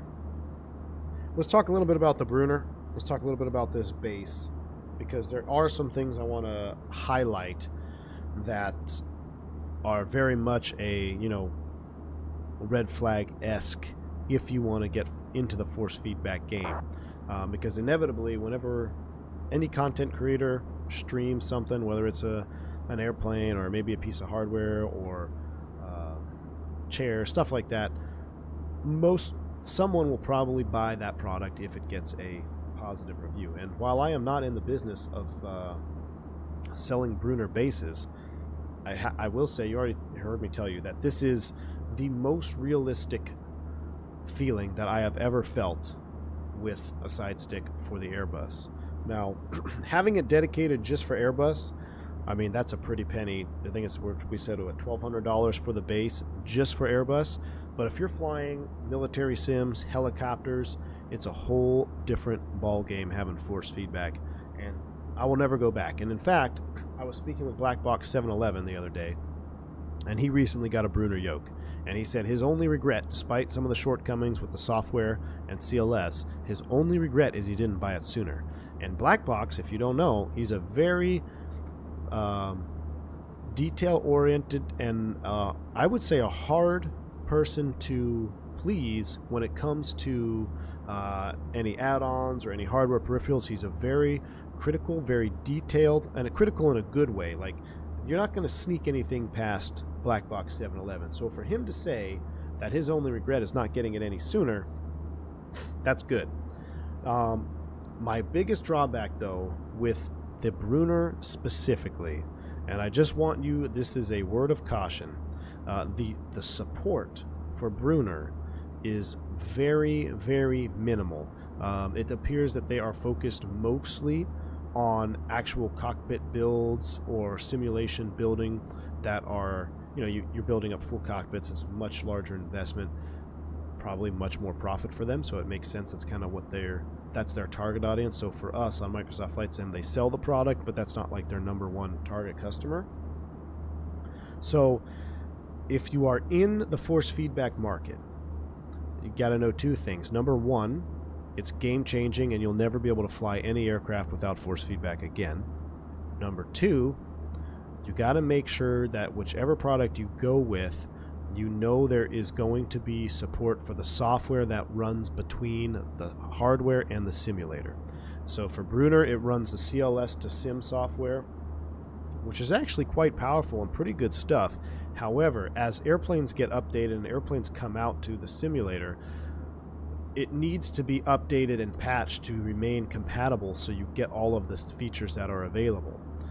This is my #1 question with things like the MOSA, the force feedback base Cytomic that you're bringing up. I really am interested in the MOSA, and I may shoot them an email just to see kind of what the scenario is with them, and maybe to give it a try. The Flight Sim CLS 60 yoke, also something I'm very interested in, because I really like how they have a Boeing style yoke that you can adapt and adjust to. However, I don't know what type of support they have for the software. Now, both those companies at least are present. You know, I don't think Brunner made it to the expo. I don't think Brunner is, like I said, I don't think this is their target audience to begin with. However, their products are very, very high quality. Both this base that I'm running this FSprojects side stick on, extremely high quality. It feels amazing.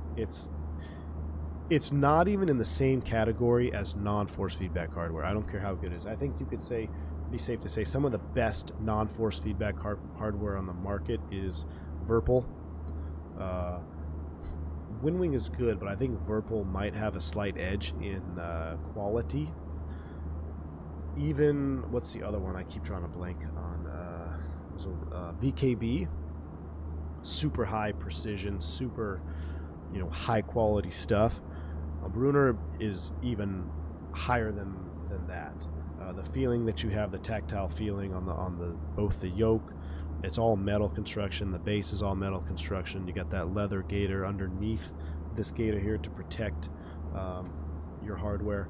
So you're paying premium price for a premium product, 100%.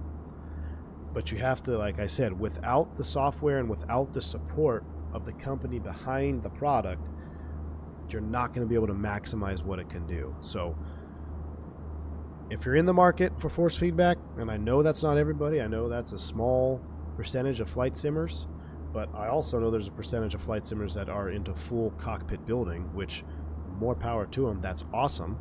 So you just have to keep in mind there is different markets within the market of flight simulation. Now granted, the largest market, the majority of simmers, we use non-force feedback hardware, and that's a whole different ball game. But I'm happy with it. I'm happy with the Brunner. It feels so good to fly with this Airbus stick on here.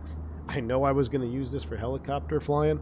I might just keep it. I might just keep it here for the Airbus and keep it dedicated, because if you remember 2 years ago, actually it's more than that, it's probably three and a half years ago, I was on a mission to find to bridge the gap between what I call entry-level hardware and cockpit building hardware, because at the time, 3.5, almost 4 years ago, we didn't have a lot of this mid-level, good quality, good price hardware. You had a TCA Captain's Pack, which is a very popular option, which came with a throttle and a side stick, and then you had Honeycomb Alpha. You had the Honeycomb Alpha yoke and the Bravo throttle quadrant. That was pretty much it. You had some some Logitech stuff. I think Velocity, I think Turtle Beach kind of came out there around there. But you still had, there was no middle ground. It was entry level and cockpit building level. So I was on a mission to find somewhere in the middle to the high end of that, and that's where I settled on the Throttletek throttles, which are basically 1-to-1, depending on which model you get. Full-size throttle quadrant. I did this for training. I use my sim to train, not just to fly and have fun and as an entertainment piece, but I actually use my simulator to train myself before I go into a recurrent simulator session. So having the throttle quadrant, the full quadrant, was very important to me. So I had my muscle memory of where the parking brake was, where the rudder trim reset was, whether that was for single engine ops, having my rudder trim here. For probably 95% of the simmers out there, you're never going to touch the rudder trim because you're not going to do V1 cuts. For me though, this was a perfect balance between going to something like, I think Scalarchy makes a pedestal, which is like $5-6 grand. Just you're going into cockpit building prices, right? So Throttletek is where I settled on for that. And for the longest time, I was a Thrustmaster Warthog base with the FSprojects stick. I still believe in the FSprojects stick. And like I said, there's going to be more coming with FSprojects. So if you're in the market, I know Windwing has got something coming out soon, Airbus-wise, but maybe you want to hang on to that thought. Maybe you just want to hang on to that for a little bit longer. In the coming weeks and months, it might be some more information about some new juice coming around with regards to the FSprojects stick. And then for the Tiller Cat 3 design, I just was tired of taxiing airplanes with rudder pedals on the ground, because if you've flown airliner before, you've never, I mean, it's like taxiing with rudder pedals, it feels weird when you do it in the sim. So I was on the hunt for some type of tiller device, and I found Cat 3 design, fellow pilot, and they actually used to be based in Australia, but now they are, or he's moved to the United States. So they also have a bunch of other stuff. They have a Boeing tiller, they have mounts and things like that. And this is the same thing. You are paying for quality on this. This has got the same leather wrap material that is on the real Airbus, where the tiller would sit. It's like I would call it a pleather, like a plastic leather, because I don't think it's like a true genuine leather, and I don't think the real airplane is either. But whatever it is in the airplane, this is what they got running here on the tiller. The way that the tiller works, it's not just a linear axis from 0 to 90 degrees, whatever it may think. It's actually quite specific, and I highlighted that in my tiller video on how, as you crank the tiller, the degree at which the nose wheel is moving is going to vary, and it's not just a linear curve. And this has that, the way this is set up, plug and play, it will work as long as you do the calibration as you're instructed to. It will work just like the real airplane. And you got the pedal disconnect, and then I also have the hat switch underneath here, which is not in the real airplane, but it's an option that you can have on the tiller. You get a little micro hat switch underneath. I use that for view changings and things like that. John Kane, buy once, cry once. Yes, and that's the goal. Buy once, cry once, because you buy an entry-level piece of hardware, $200, $300, it breaks, you get another one, now you're $600 in. You're like, well, there goes, I could have just bought one quality piece of hardware and not have to buy again. So there is truth to that. But, with that being said, I am very excited for what's happening in the hardware department for Flight Sim. At that last FS Expo, what is happening is you're having a lot of companies, well, a lot, I say a lot, it's really just Winwing, to be honest with you. Winwing is really showing up to put in that middle ground equipment. They have good quality, they have a good price tag, and they're in between some of the entry-level stuff and then some of the higher-end gear. So I'm excited for that. I continue to look forward to what's going to happen in the future as far as hardware is concerned. But again, you got to think about the time frame. When a couple of years ago, you really didn't have a lot of options. Now the options are really starting to come out, which is very, very exciting. I can't wait to see what happens next year, because of with this year's expo in Vegas, and we had a couple of different force feedback presentations. It's like they're new, right? They're bringing their racing force feedback tech over to the sim world. They're just getting their feet wet. One company is doing, I guarantee you there's going to be another company with some type of modularity for force feedback. I really, really hope the 2025 expo is filled with force feedback stuff coming out, because once you try it, and the more that comes out, you have more competition, right? So the more competition, that's better for us, better pricing. So if we can get this force feedback game, the price down a little bit, and you guys get to experience force feedback in the sim and Microsoft and the environments that we get, look at this environment that we're flying in right now. This is insanely awesome.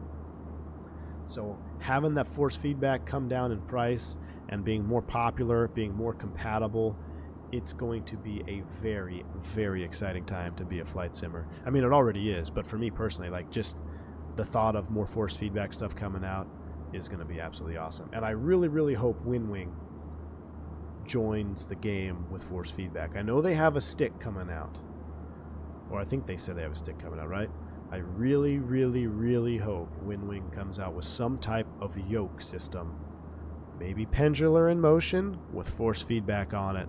That would be wild. I was a little bit disappointed with what Thrustmaster was doing this year. I didn't see much from Thrustmaster, and from what I've gathered from just talking to people who were there, it seemed like there wasn't a ton of new Thrustmaster stuff anyway, and it almost seemed like what was coming out was really focusing on DCS, which is interesting considering I have to believe the civilian sim market is way more popular than the DCS market, just because of Xbox and everything. I would have to believe that, but maybe I'm wrong. I do use a lot of Thrustmaster stuff for DCS stuff, though, as well. But I thought maybe they would have some more oomph coming out, but I don't know. Maybe this year, maybe it shook them up. Maybe the Winwing, Winwing presentation and the Flight Sim presentation put a little fire under their R&D and stuff like that. We'll see. Thrustmaster dropping the ball, build a cheap tiller. Yeah, right? I mean, there you go. So Winwing does have a force feedback base coming. Yes, they're base for a stick, but I want to see a Winwing yoke. I want to see a yoke. Need more competition because Brunner is super inflated because it's new? Yes. And JJ, that's what I'm saying, man. The more force feedback companies that get in the game, the better for us as the consumer, right? We need more, because we need them to start competing with each other. And then it's going to come down to who's got the best software compatibility and support. Because here's the secret about force feedback. When an airplane comes out, it's not going to respond the same as another airplane that you may be flying with force feedback. Case in point, the 777, the way it's modeled with its fly-by-wire and its force trim and all that, it actually isn't fully compatible. I'd say it's only about 60% compatible with the Brunner yoke. But then you look at the 737, which is 100% compatible and auto detects that you're in the PMDG 737. That's the software point. It's well, they've been updated. They need to make an update, and Brunner is red flags all around the Brunner camp for future software and future support. But force feedback in general, I cannot be more excited for. Anyway, but that's That's just my spiel on force feedback, because again, I know there's going to be someone inevitably that's going to watch this video and be like, oh, I got force feedback. I've been looking at it. He's got the Brunner. I'm getting it.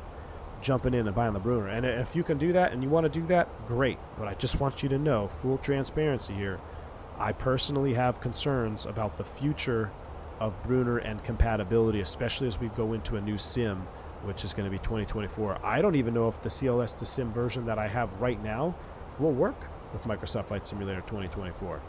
I'm not sure. So, and for the price tag that you pay for Brunner, you shouldn't have any worries about any of that. So, that's my spiel. And on a positive note, though, I am going to tweak this profile a little bit more. I'm going to make it just a little bit more stiff. This is a control loading device, if you think about it. So, yes, I'm not using it right now in the sim to feel force feedback such as turbulence, and the pressure is not going to increase with airspeed or anything like that, because that does not happen in the real airplane. However, with the software, you can make it so none of those outside forces affect your side stick, which is what I have right now. I literally am only using the force feedback to create an exact tension and an exact feel of resistance in all regimes of the side stick as the real airplane. And you compare that, you combine that with an FSprojects side stick grip on there, it's the real thing. When I tell you I can put a blindfold on me and then let me grab both of them, the real one and this one, I don't know if I'd be able to tell the difference. I really don't know. I might be able to tell. I have to do some more tweaking, but it's so close. It's so close. The Mach is acting a bit funky. It is. It's with the winds here. Doing a little funky winds here.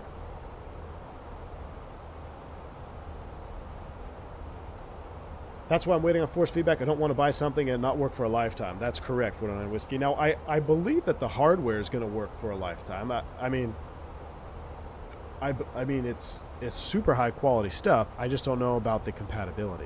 1200 for resistance? No, I'm not just using it for resistance. This is like if you fly DCS and you want to have force feedback, or you want to fly maybe a Cirrus. Doesn't the Cirrus have a side stick? You can fly any airplane with it.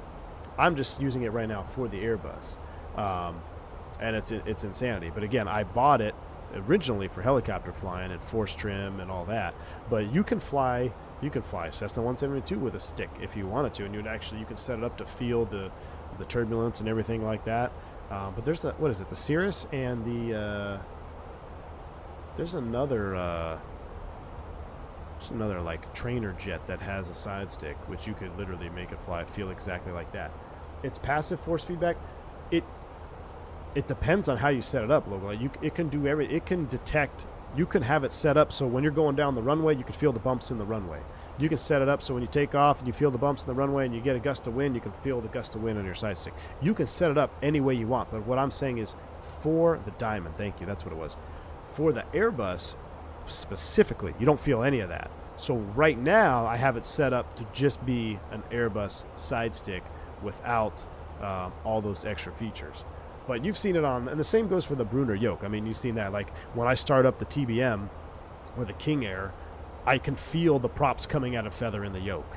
And then I can feel the props sync themselves in harmony when they both come out of feather and the yoke, the vibration stabilizes. I can feel all of that in the yoke, which is super cool.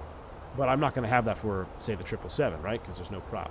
So it's very customizable, very configurable, and that's the key. That is, the software is just as important as the hardware. Because without the software and what it can read and what it can't read, your yoke is just a fancy piece of equipment. Haven't you said in the past that your side stick fell? Is that? Yeah, I said very close. I said as close to the real thing as anything that I've tried. But Tender Aviation, that was before I tried it on this base, and I only put it on here for fun because when this base showed up, I was like, yeah, I'm gonna throw my FSprojects stick on there just to see. I want to see if I can make it feel like an Airbus, and then I blew myself away when I did that. But yeah, I originally was totally content with how I had it set up, and I also have the SDS is turned off, or I'm sorry. Yeah, the SDS is turned off on my settings now because it is a heavily dampened stick. So if you go to your controls, I used to fly with SDS on, no longer need that because it is dampened just like the real stick.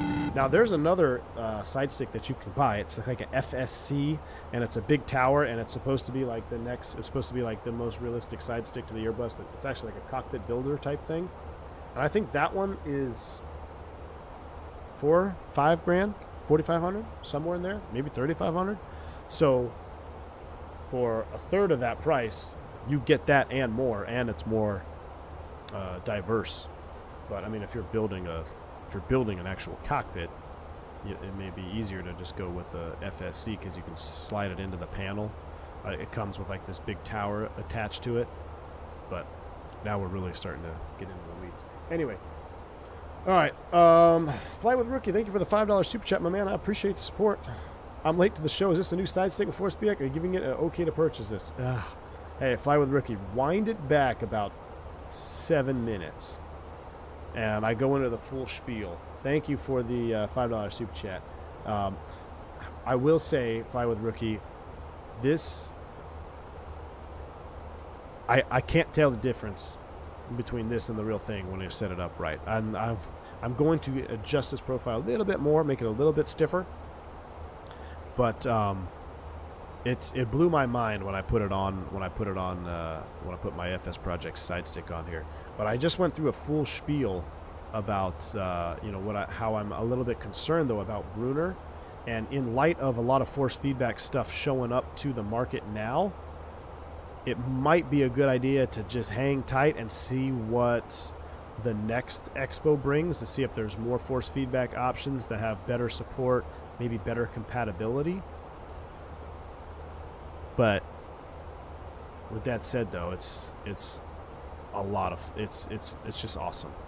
It's just awesome. All right, arrival. We're on the comics too. We're approaching our TOD. It bottoms out at 6,000. I think everybody's flipped around, right? We're all landing in 2.7 now. Any difference in the stick between normal, direct, and no, not in real life. The only difference is when you're in direct law, the side stick. Big stutter there. The side stick becomes very sensitive. That's a bad. Here we go. Managed descent. That's a bad way to say that. When you're in direct law, the inputs that you make, there is no physical change to how the stick feels. Zero.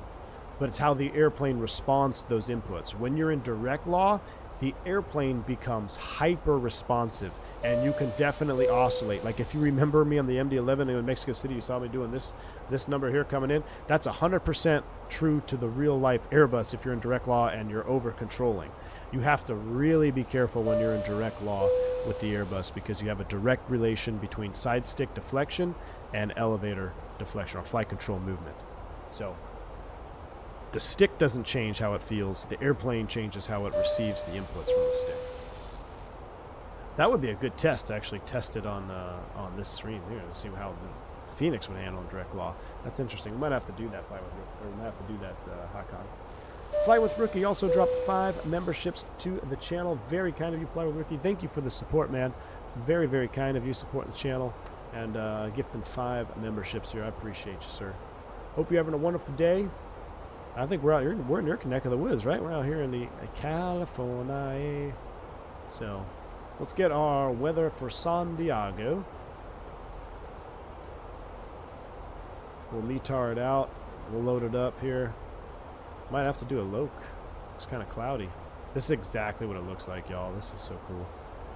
I'll have to release my shorts. I've got a bunch of stuff. I want to make 2 shorts videos, but I don't know.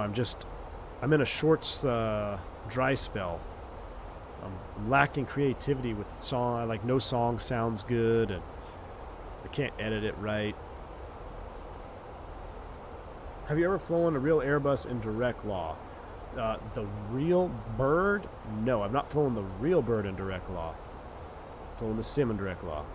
I've flown the real bird in alternate law briefly when we had generator failures, but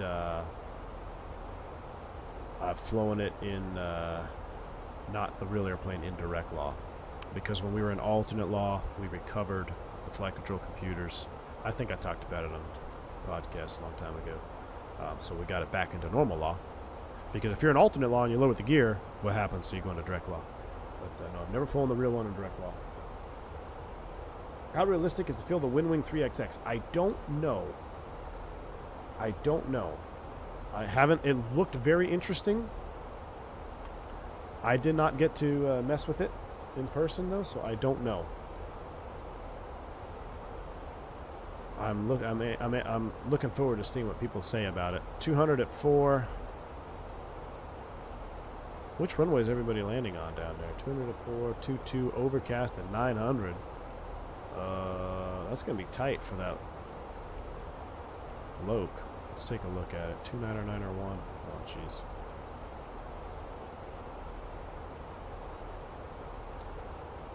$200, huh?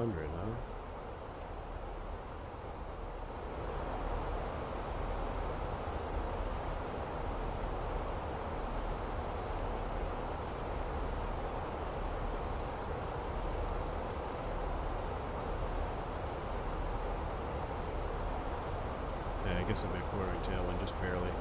All right, we'll flip it around for 27.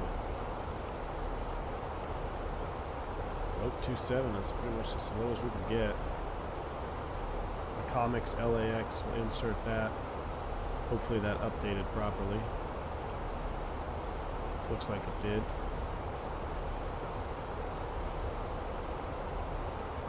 Lope 27. Let's pull that out.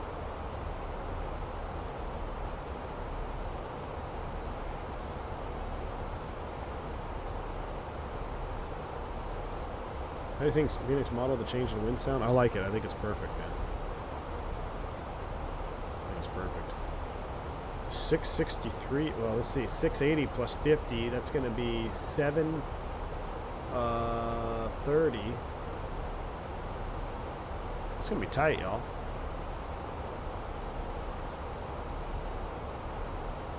Let's see RNAV. You want to do an RNAV in there? Oh, that's 9, sorry. 760 plus 50 would be even higher. So the Lope 27 is our best bet. With 680 plus 50, 730. 730 in the barrel. Actually, I'm not going to put sand there. I'm going to put the FAF for our 3-to-1. What is that? Rebo. We'll do a traditional low approach. We'll do Rebo. We'll do for glide slope mode off. LS push buttons on. Manual brakes, full flaps, full reverse. 6,000 blue for the descent. Down we go. If Airbus is so responsive in direct law, then how come non-fly-by-wire traditional aircraft like the 737 don't feel like that? Well, because the 737 is still using hydraulics to move the flight controls. I would bet that if you were in a complete backup in the what is the 737 like the backup flight control where you're not using the hydraulically assisted control. What are they called? Drawing a blank. I bet you it would probably be a little bit more difficult to control, especially because of the force. But even the 737, it's using hydraulically actuated ailerons to have raw damage, and also because of the size of the trim tabs. Controls. It's what control. Gosh, what are they called? Freaking. Yeah, manual reversion. If you put the 737 in manual reversion, I bet it's pretty. I don't know, is it pretty challenging? I bet you it's more of a challenge than it not being in manual reversion mode. Live traffic sand is nuts on Flight Radar 24. Al Loper, that's the. Oh, you're right. Yeah, that is the Windwing stick. Yeah, you're right.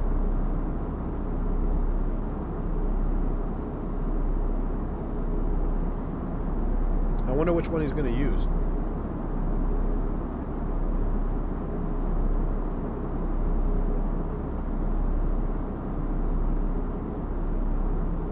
Have you ever trucked? Yes, I have. Thrust set. My good friend, he's a training captain now. Or actually, check airman. No, he's in a training department. Same thing. Yeah, he actually landed it in direct law with the rat out. He had a dual gen failure on downwind. Dual generator failure on downwind, lost everything. Pretty wild. I flew with him right after that, too. So, I think him and I think there's one other guy. I think there's 2 people that have landed the Airbus that I work with that have actually landed it in emergency electrical configuration, dual gen failure. So, and he told me the first question the union asked him after he landed was like, "Why did you start the APU?" And he's like, "Dude, I was on freaking downwind. Like, I saw the runway, I landed. By the time we landed, the APU probably wouldn't even been up and running anyway." But he did everything by the book. He's one of the smartest dudes on the Airbus that I know. Used to teach it at Northwest. Have you ever flown into a tornado situation? Not really. I've flown into some severe weather that had tornadoes in it, but I don't like go looking for tornadoes and fly through. Manual reversion. Hey, Captain Chemtrails here. Manual reversion in a 737 is eye-opening lesson in the sim. There you go, Captain Chemtrails. Hey, there's a 7.3 driver for you. He can probably tell you all about it. The rat is super loud. Yes, yeah, super loud. I've actually seen the rat pop out as I watched maintenance. They were doing a test, or they were doing their maintenance things. I was on a repo, and like, yeah, we're gonna pop the rat out. Comes out very aggressively. Just curious how the level D sims replicate direct law. He said it's basically, he said it's the same thing. He said it was extremely sensitive. He said it was a very good representation of what it was like. Yeah, he went into direct law straight out of the gate. I think he went straight to direct law, if I'm not mistaken. Maybe not. No, not until he lowered the gear. I'm trying to think mentally. You lose both gens, emergency electrical configuration. It was complete darkness, nothing. Because you go from 2 gens to no gens. It takes, what, 7 to 8 seconds for the rat to spool up and start providing power. So you were in complete darkness, no flight control, nothing. 0.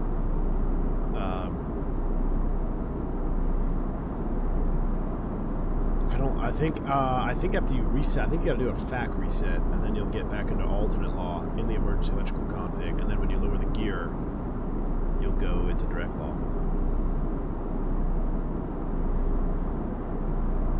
But yeah, imagine being, I mean, he said, thank God it was on downwind, and it's VFR. He's like, if it wasn't VFR, talk about a whole nother level of intensity.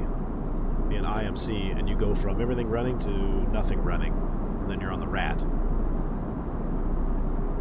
My crew and I were in a tornado in Arkansas a couple months ago. Hit our hotel, called fatigued. I would definitely be calling fatigued too if my hotel got hit by a tornado. Waffle House. Rest that had to both fail at the same time. It was we were switching, and this actually happened to multiple airlines. We were switching oils for the IDG. And apparently, it was literally within a second of each other that they both failed. And it was happening. It happened to another crew. It happened to a delivery crew.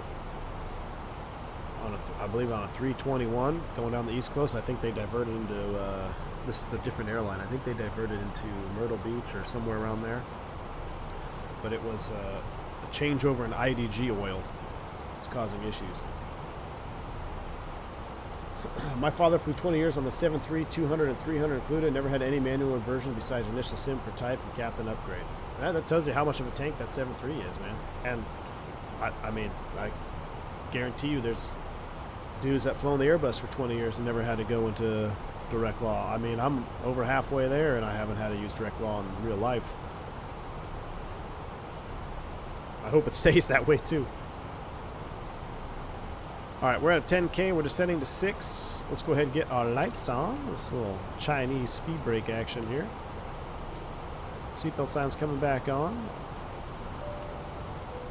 Well, this will be a FPA approach. We'll do this one for real. So, inside a Rebo 2000, we got to be very careful we don't forget.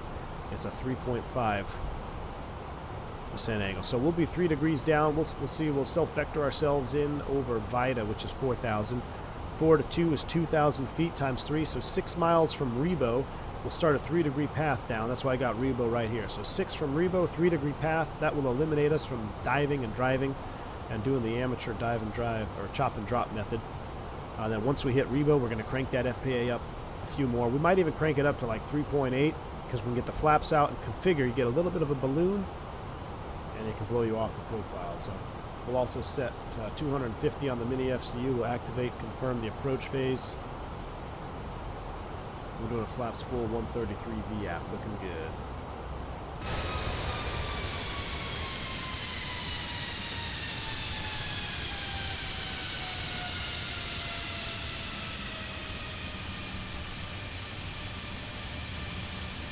Livery is juice. Is this a whiskey throttle livery? I think it is.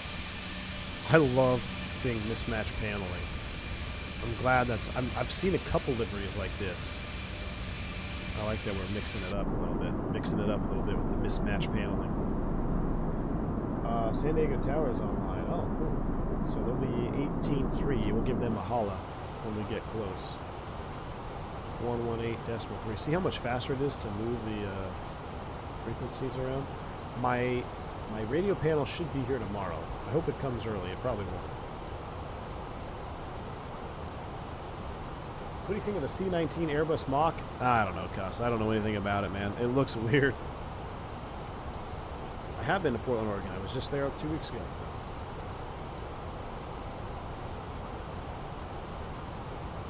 Steven, I agree, man. I agree with you 100%. Clean version, dirty version, and wonky mismatched. Claptrap. Claptrap version. Wow. There we go. Captain Chemtrails, I just went with the one everybody has. The that Satek or Logitech now, I think it's called. It's just the very basic one with the... I think it's the only one out there, really, that's in mass production. I don't even know if they're producing them anymore, but... Yeah, that Satek Logitech one. I'm just tired of mouse wheeling the numbers, especially in the MD-11. I mean, it's just ridiculously hard to get the frequencies dialed in. And I think you have to do some additional like programming to get it work with Microsoft. Is that true, guys? Anybody in the chat have that Logitech radio panel? Is it plug and play with Microsoft Flight Sim? Or I was reading somewhere where it said you might have to do some finagling to get it to work and have the digits show up. Give the man a version that looks like it was parked on the Detroit. Hey, Steven, we'll just call it the 8-mile version. We'll have clean, dirty, and 8-mile. That's it. I believe you need SPAD X. I've got SPAD, so I'll figure it out. Do you still want an Airbus light panel? I do, Jeremy. I would love one. What I think I'm going to do, though, like I want this one right here. I want this panel with the APU, and I want this. You don't have to do this stuff here, but I want this panel right here. Oh my gosh, that scared me. Hold on, I got, I have lunch delivery, and we're on approach. Hold on, I'll be right back.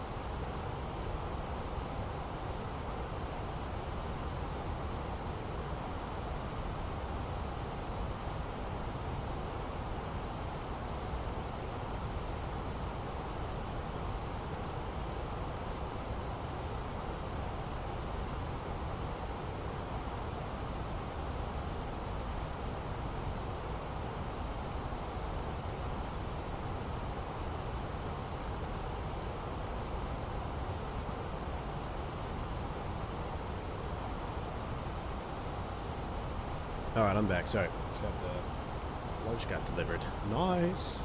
Set up for our MD-11 stream. Alright. The radio panel works fine, but only has 2 digits after the decimal, so you only see like 180.00, not 180. Oh, okay. Yeah. You don't need SPAD. There's a Logitech Microsoft plugin, and you're all set. Alright, 49 Whiskey. Thanks, dude.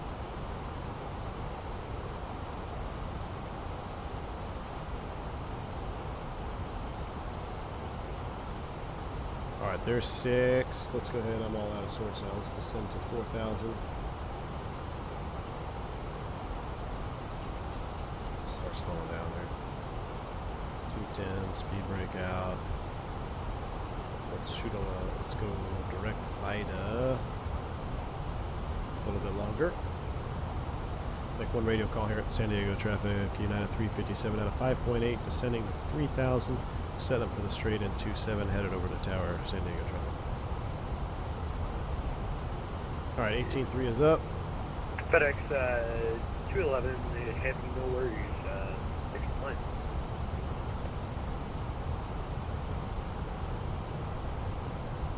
Alright, let's go ahead and start speed checks, flaps 1. Oh, that looks good. Alright, let's go ahead and hit this. Direct 2 insert, direct Vida. I'll probably redirect it here in a second. I'm gonna come back to 200 just to get this radius and turn down a little bit. Oh my gosh, look at that view. Let's get our flight recorder up and running.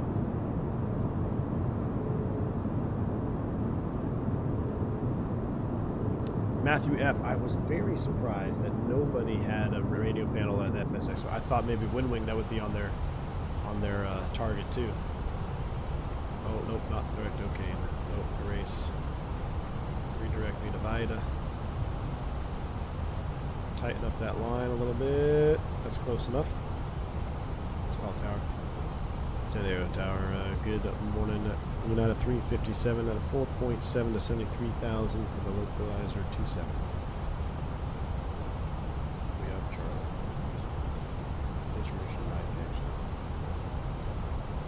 9 United 357, Limburg Tower, hello. Traffic about 10 miles ahead of you with a Redwood A320, wind 190 at 4, runway 27, Berlin. You are number 3. Number 3, runway 27, clear to land. United 357. We're looking for traffic. Thanks. All right, traffic in front of us. He's a Redwood. We stay at 200. But don't forget G's. Good idea. G's. G's. All right, G's is up. Now we need to change this here. All right, G's check. Yep, G's check. Up and running. That was my practice landing there. All right, we'll dial it back to 180. So, I do want to say one thing that I have noticed about flying with force feed with a not even force feedback, with a very realistic control loading profile. My light fell off. Oh, my phone died. Oh no. Hold on. This is not good. I need to turn on another light. We're fine. We're not gonna hit anything. Be right back.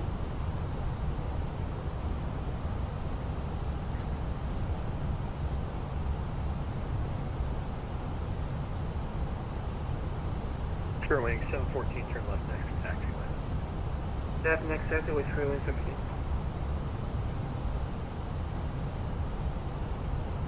Alright. I just turned on the main light because so we can see the stick. But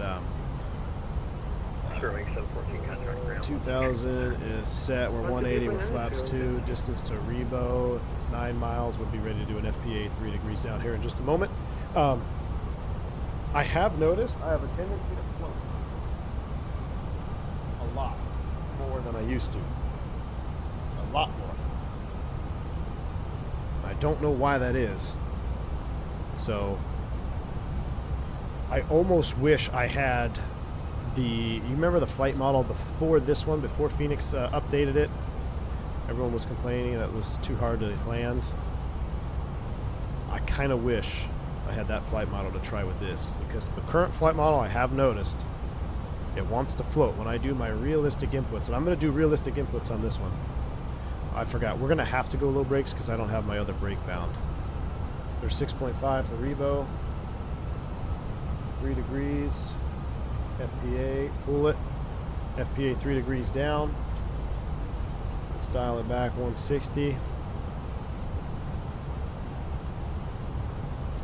Alright, so we are FPA 3 degrees, 5.5 from Rebo. We're looking good.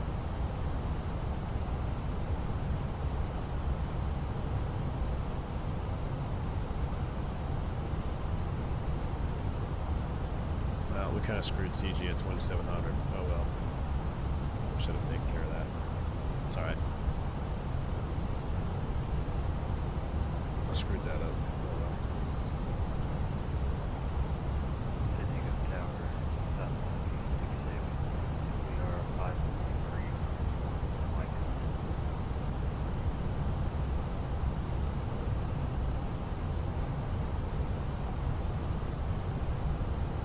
Attack foam secured. Yeah. Tower low. Traffic. It's going to be an interesting approach. It's about here 9 o'clock. A United A320. There's not enough nose drop. Yes, Flame. Yeah. Yeah. Once you touch down, it pretty much is like you're solid. All right, we're going to spin this up to 3,000 for go around altitude is set. 939. Professional aircraft integration.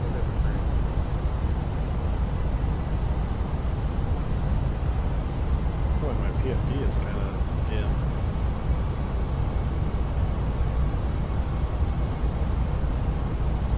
All right, here comes Rebo.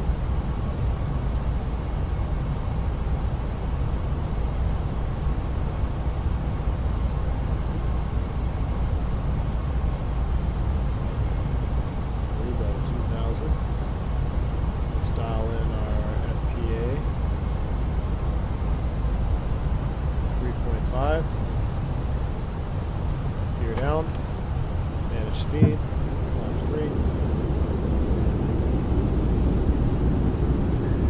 Climbs full. Landing checklist. Yep, good advise. Auto thrust. Speed. Auto brakes are low. ECAN demo. Landing on green. Oh boy, look at this. Flight director's off.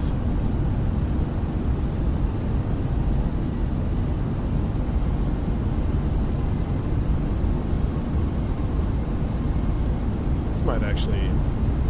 Okay, I was gonna say we better see something here pretty soon. Let's see the runway now. All right, in sight. I'm gonna hand fly this. Autopilot's off.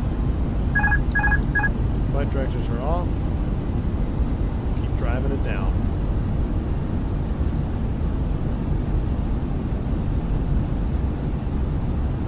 We are clear to land.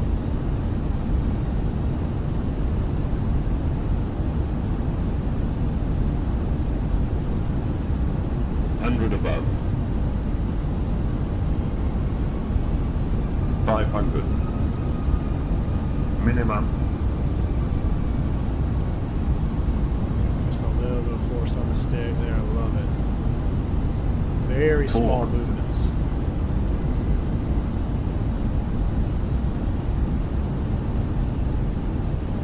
Alright, battery's inside now. A little high. We can drop it down a little bit more.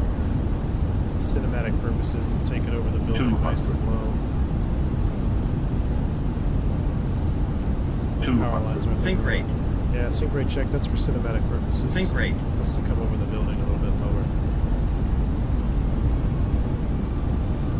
100. 50, 40, 30, 20. Retard. 5. Oh, come on. See? Yeah. I've been doing that every time. Spoilers. Reverse green. D-cell. 70 knots. Manual brakes. I've been doing that every time with this stick, and that's definitely 357, contact extra ground fluid. 123.9 or next altitude. Alright, 23.9. Have a good one. Actually, HC, yeah, 357. Floated like a top water louver. I know, man. I feel like I never used to float like that before, but when I use the same muscle memory as the real airplane, that happens a lot. Alright, let's go ahead and... Are you kidding me? I never started a replay, y'all. I never started the freaking replay. I launched the replay, but I never started it. You gotta be kidding me. Ground, good afternoon. 357 off 27. We're going to the A gates.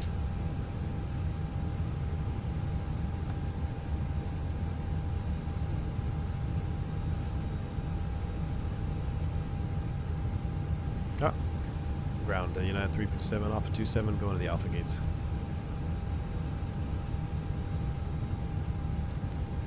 United 357 on the ground, good morning. Say again, parking? We're going to Alpha 38. For correction, 38, I guess. Sorry. Alright, United 357, taxi parking via Bravo, good morning. Bravo to Park, United 357. I was thinking Alpha, because that's something.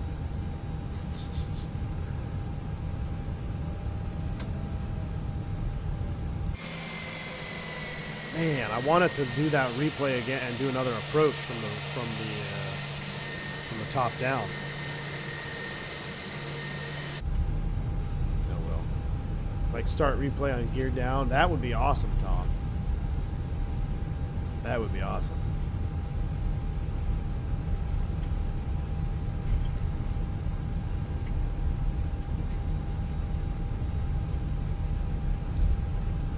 Let's see what our report was. 1.04 on the G. That's really nice. 0 bounces. 3 knot crosswind. 233 on the foot per minute. Huh?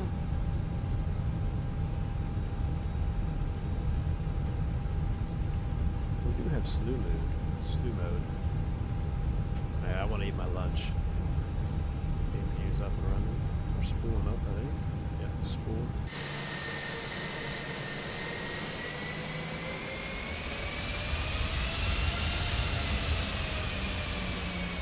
A speedbird over there.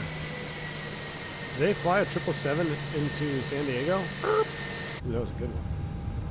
Brakes are set. Number 2's coming down. Seatbelt sign's coming off. Number 1 is coming down. Ground United 1374 with November, looking at the goodbye for Denver. United 1374 on the ground, cleared to Denver International Airport via Zoo 3 departure, mid-level transition and asphalt climb via the city. All right. They're roasting you in the chat. When I use the same muscle memory as real plane, that happens a lot. In the sim. Oh, man. That's unfortunate. I really wanted to see that replay. I really wanted to see that replay. Oh, well. On another one. But... yeah, I'm gonna add just a little bit of force to that. I mean, that is real life, y'all. That is so awesome. See the ailerons moving there still. We still got some hydraulics in the lines. Actually, it'll probably bleed out. I think we just did. I think we just bled it out. Was that was like residual hydraulic pressure.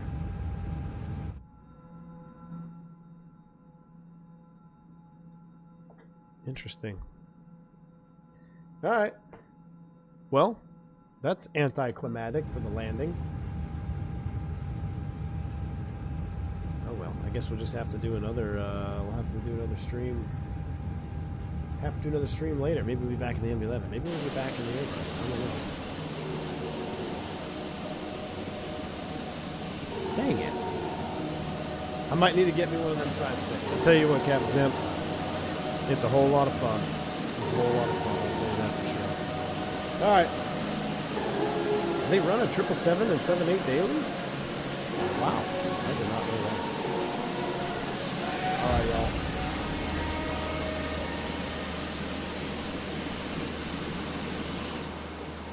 Sorry we don't have a replay to watch. Guess you can watch them unload here with the Southwest merger. Captain Chemtrails, thank you so much, man, for the $5 super chat. Sucks no replay, the great stream as always. Hey, Captain Chemtrails, I appreciate you, man. Thanks for stopping by, hanging out with us. Stay safe out there. And I will see y'all either tomorrow or later tonight. I do have a stream set up this evening. I'm going to see, I might do some change. I might change what we do as far as delivery and route. But that'll wrap this one up. Stay safe, stay healthy. Thanks for all the support. Thank you for all the super chats and the gifted membership. Y'all are awesome. Catch you on the next one. See you.